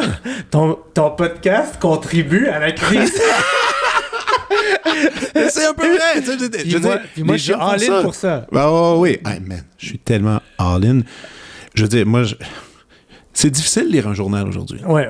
C'est difficile de lire un journal. Ouais. Un, c'est mal écrit. Deux, comment c'est géré, puis comment tu vois le fond de pensée en arrière de l'institution. Je veux dire, ça devient difficile. Exactement. Puis genre, t'as une tribune à tous les jours, mais ça t'a pas demandé du courage de dire ce que t'as dit. Fait que, genre, pour qui tu travailles? Genre, juste comme, moi, je veux dire, je sais reconnaître quand quelque chose a demandé du courage, puis quand quelque chose a pas demandé du courage, puis je trouve que, par exemple, je prends juste l'exemple de que moi, j'ai vécu toute ma vie par rapport à la stigmatisation d'un groupe.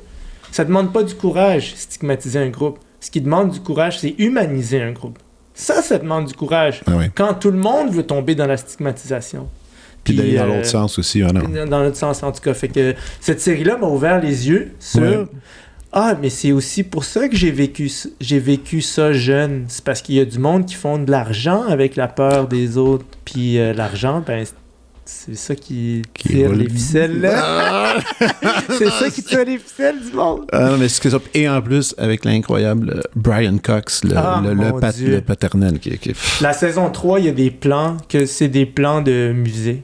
C'est des plans... Tu prends ces plans-là, tu les imprimes, tu les mets au musée, puis...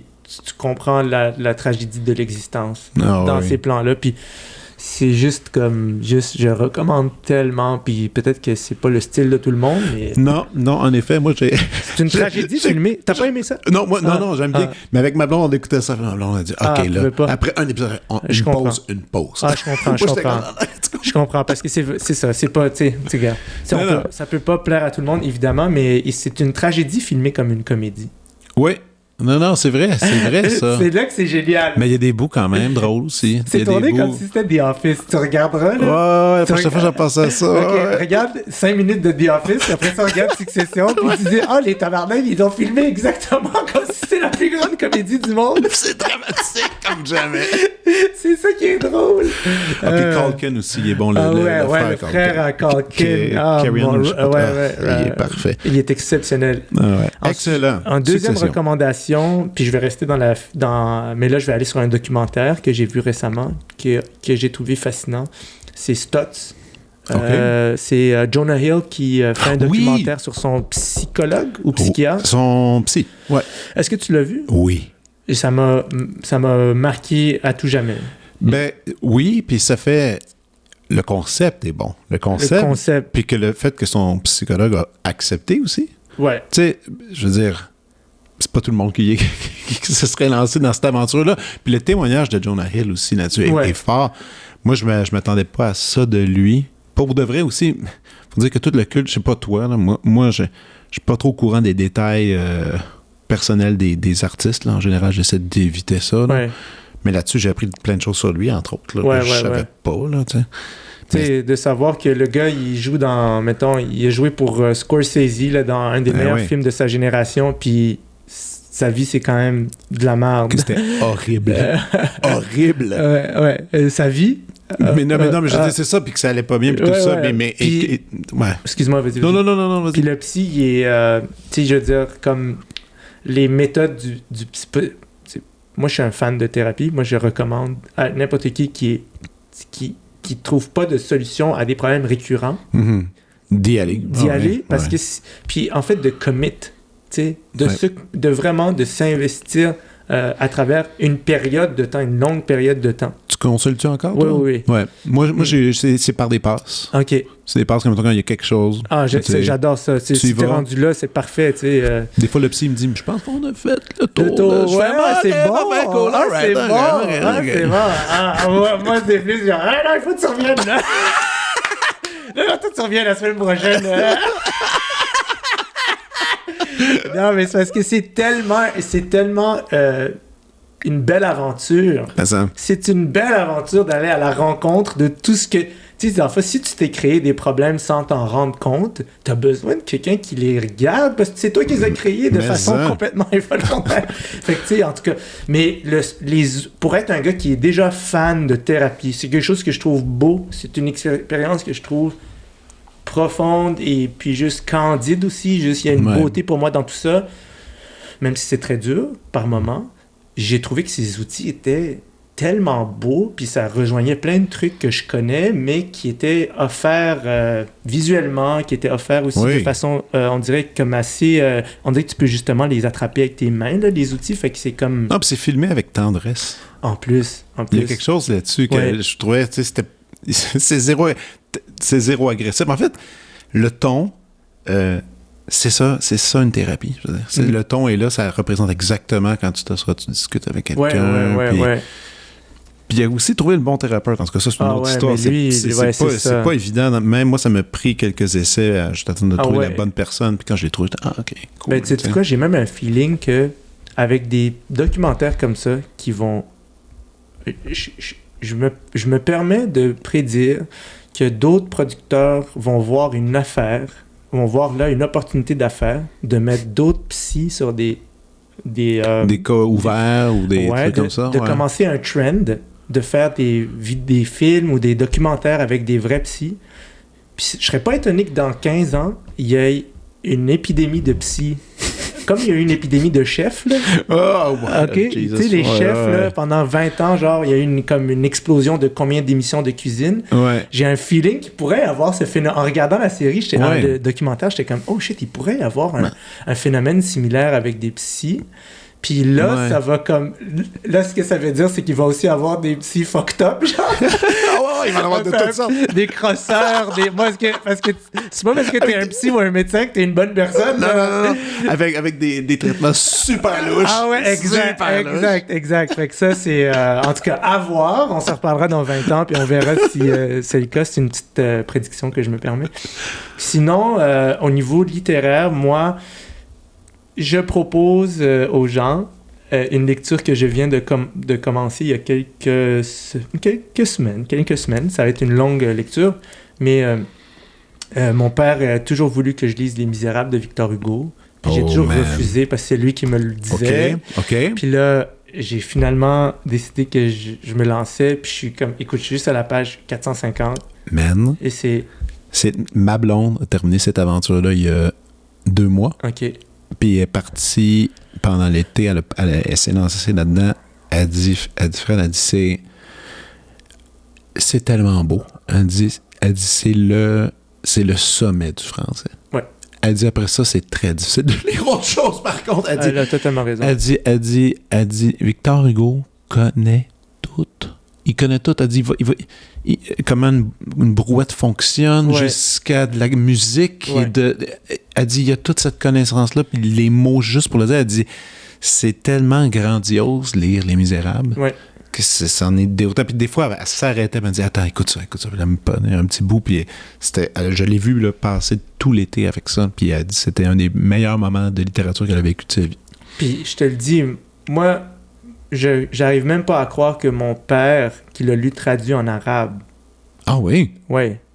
Le lu traduit en arabe. Il m'a dit, tu comprends pas, là. Toi, tu parles français comme du monde. Donc, va avec la langue originale. Toi, tu peux goûter aux fruits lui-même, là. Tu sais, moi, je goûte au smoothie, là. Toi, t'as le fruit, puis genre...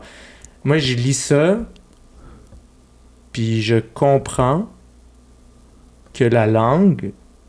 ça sauve ton âme. C'est d'une beauté transcendantal. Ah ouais. J'ai jamais vu ça. J'ai jamais lu ça. J'ai jamais... Si quelqu'un veut comprendre pourquoi la langue française, c'est une langue exceptionnelle, hors du commun, mystérieuse, spirituelle, fuckée, il faut qu'il lise Les Misérables. Parce que ça n'a pas d'asti de bon sens. Comment c'est bon. Ça n'a pas d'allure. À chaque page, je vire fou. À chaque page, je suis comme, non, puis man, il a pas juste écrit ça, c'est ça l'affaire. Il a écrit un paquet de trucs. Il a écrit un paquet de trucs en plus. Là, je sais, man. My God. OK, so, tu sais, en termes de civilisation, we're standing on the shoulder... c'est quoi l'expression? Shoulders of a giant, ou quelque chose comme ça. Comme on est debout sur les épaules d'un géant, puis on a du travail à faire pour essayer peut-être de communiquer avec autant de... Je sais pas c'est quoi le bon mot, mais c'est juste tellement vrai. Ah ouais, non. C'est vrai. Mais attends, ton père était un gros fan de littérature d'abord. Ouais, c'est ça. Il aimait lire, là. Ouais, mon père, il a choisi d'être... Quand il est arrivé ici, il était professeur de littérature arabe. OK. Puis quand il est arrivé ici, il pouvait pas travailler comme professeur, fait qu'il a choisi d'être chauffeur de taxi. Comme ça, il avait le temps de lire. Il avait le temps de lire. Oh, il voyait les chauffeurs de taxi lire au stand. Fait qu'il se disait, moi, je vais pouvoir lire au moins. Je les voyais tous les jours quitter la maison avec ses livres pour aller travailler. Hey, tant qu'à parler de ton père et son métier, on va terminer là-dessus parce qu'il faut que tu partes. C'est à chaque fois que je prends un taxi, c'est toujours la première question que je demande. Surtout quand ils sont plus vieux, plus âgés, je suis comme... C'est où l'endroit le plus loin cette année avec votre voiture? Puis les histoires que j'ai collectionnées, c'est hallucinant. Là. Des gens, il y en a qui ils font, regarde, ils sortent leur passeport, ils disent, j'ai toujours mon passeport. Parce que j'ai vécu une fois d'aller à New York avec quelqu'un qui a peur des avions, qui avait été dans l'avion qui du 11 septembre et qui finalement, il y avait un siège... C'était trop plein, il est sorti. L'avion était allé dans les taux depuis ce temps-là. Il voyage rien qu'en taxi à travers l'Amérique pour travailler. Des histoires qui n'avaient pas de bon sens. Quelqu'un qui était allé en Gaspésie aller-retour. Toi, ton père, est-ce qu'il t'a déjà dit où est-ce qu'il est allé plus loin? Ben, je l'ai déjà raconté quelques fois, mais pour moi, c'est genre une histoire tellement importante. Là. Il y a un monsieur ici à Montréal qui a demandé à mon père de l'amener à Québec. Puis mon père, il fait pas des longues routes. Là. C'est ça, il y en a qui refusent, en fait. Il refuse, là, puis il a fait comme « fuck it, c'est genre 350$, quelque chose comme ça. » Puis ça va... Tu sais, 350$ pour un chauffeur de taxi dans les années 2000, c'est l'équivalent de 2 à 3 bonnes nuits de travail. Ben oui. Fait que il l'a emmené, puis rendu là-bas, le gars lui dit j'ai pas d'argent, j'ai rien, mais je te donne ma guitare. » Puis il a donné une Fender Stratocaster turquoise 92 à mon père. Ouais. Puis là, mon père est revenu à la maison le matin, tellement fâché, avec une guitare. Puis nous, on n'avait pas d'instrument de musique et rien à la maison, là.